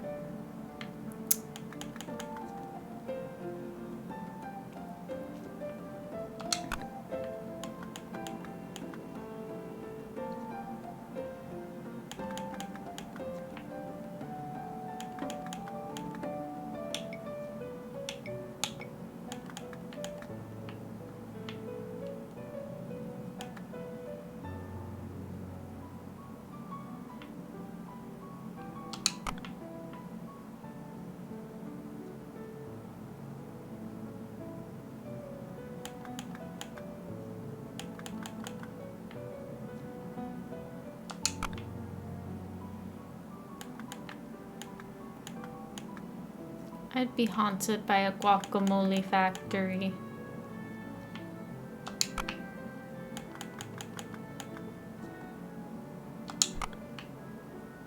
Okay, now I have to clean it.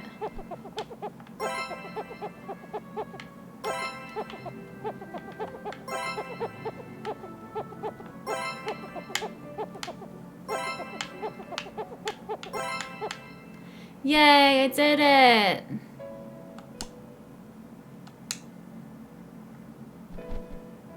Okay. Now I wait.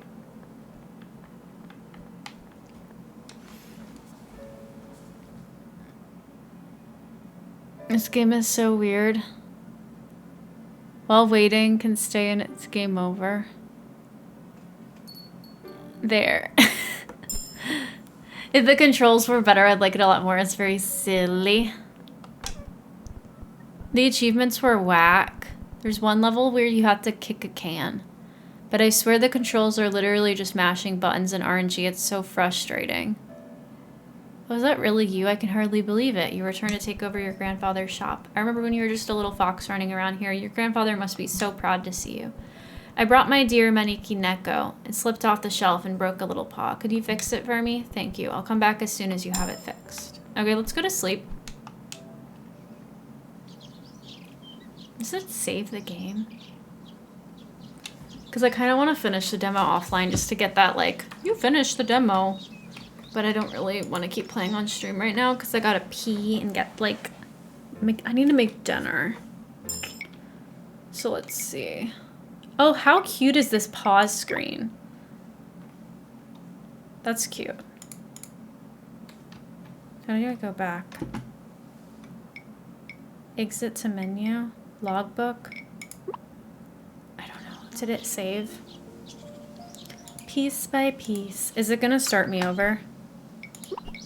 Okay, no, it has my save. It says I'm 71% of the way through. Okay, cool.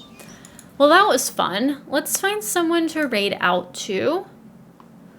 Who's online right now? Let me go to my homepage of Twitch. Twitchy Twitch, Twitch. Okay. I see some people that I know. Let's raid Peyton's Corner. Because I'm a big Peyton's Corner fan. And we'll spread the love. She's playing 2 Point Museum, which looks like a really cool game. So let's see how that is going. Oh, thank you. I was just doing the raid messages. Thank you, Lizzie. And here's the Discord if you want to join. I think it's up to date. But yeah, I appreciate everyone hanging out today. I like have a schedule now for this week. We'll see how it goes. My next stream is scheduled. When did I schedule it for? I don't even remember my own schedule. My next stream is scheduled for Thursday at 5:30 p.m. EST, and then I have a stream on Friday at 4:30 p.m. EST. We'll see if I stick with it. We're trying to field out that schedule, and just, you know, that's Pepe. Yes, thank you for sending the link too, in case anybody gets lost in the raid. But I appreciate everybody hanging out with me today and playing some demos. It was super fun, and I look forward to seeing you all next time you pop on by into a stream, and I'm looking forward to seeing you in your streams too, if you stream. Because most of you cuties do. So happy you're streaming again. I'm trying to get back into it, Lisa. I know I feel bad when I only do it every other, 2 weeks. Because I do enjoy it. Okay. I'm going to put my ending screen on. We're just about to go. I'll see you there. Bye.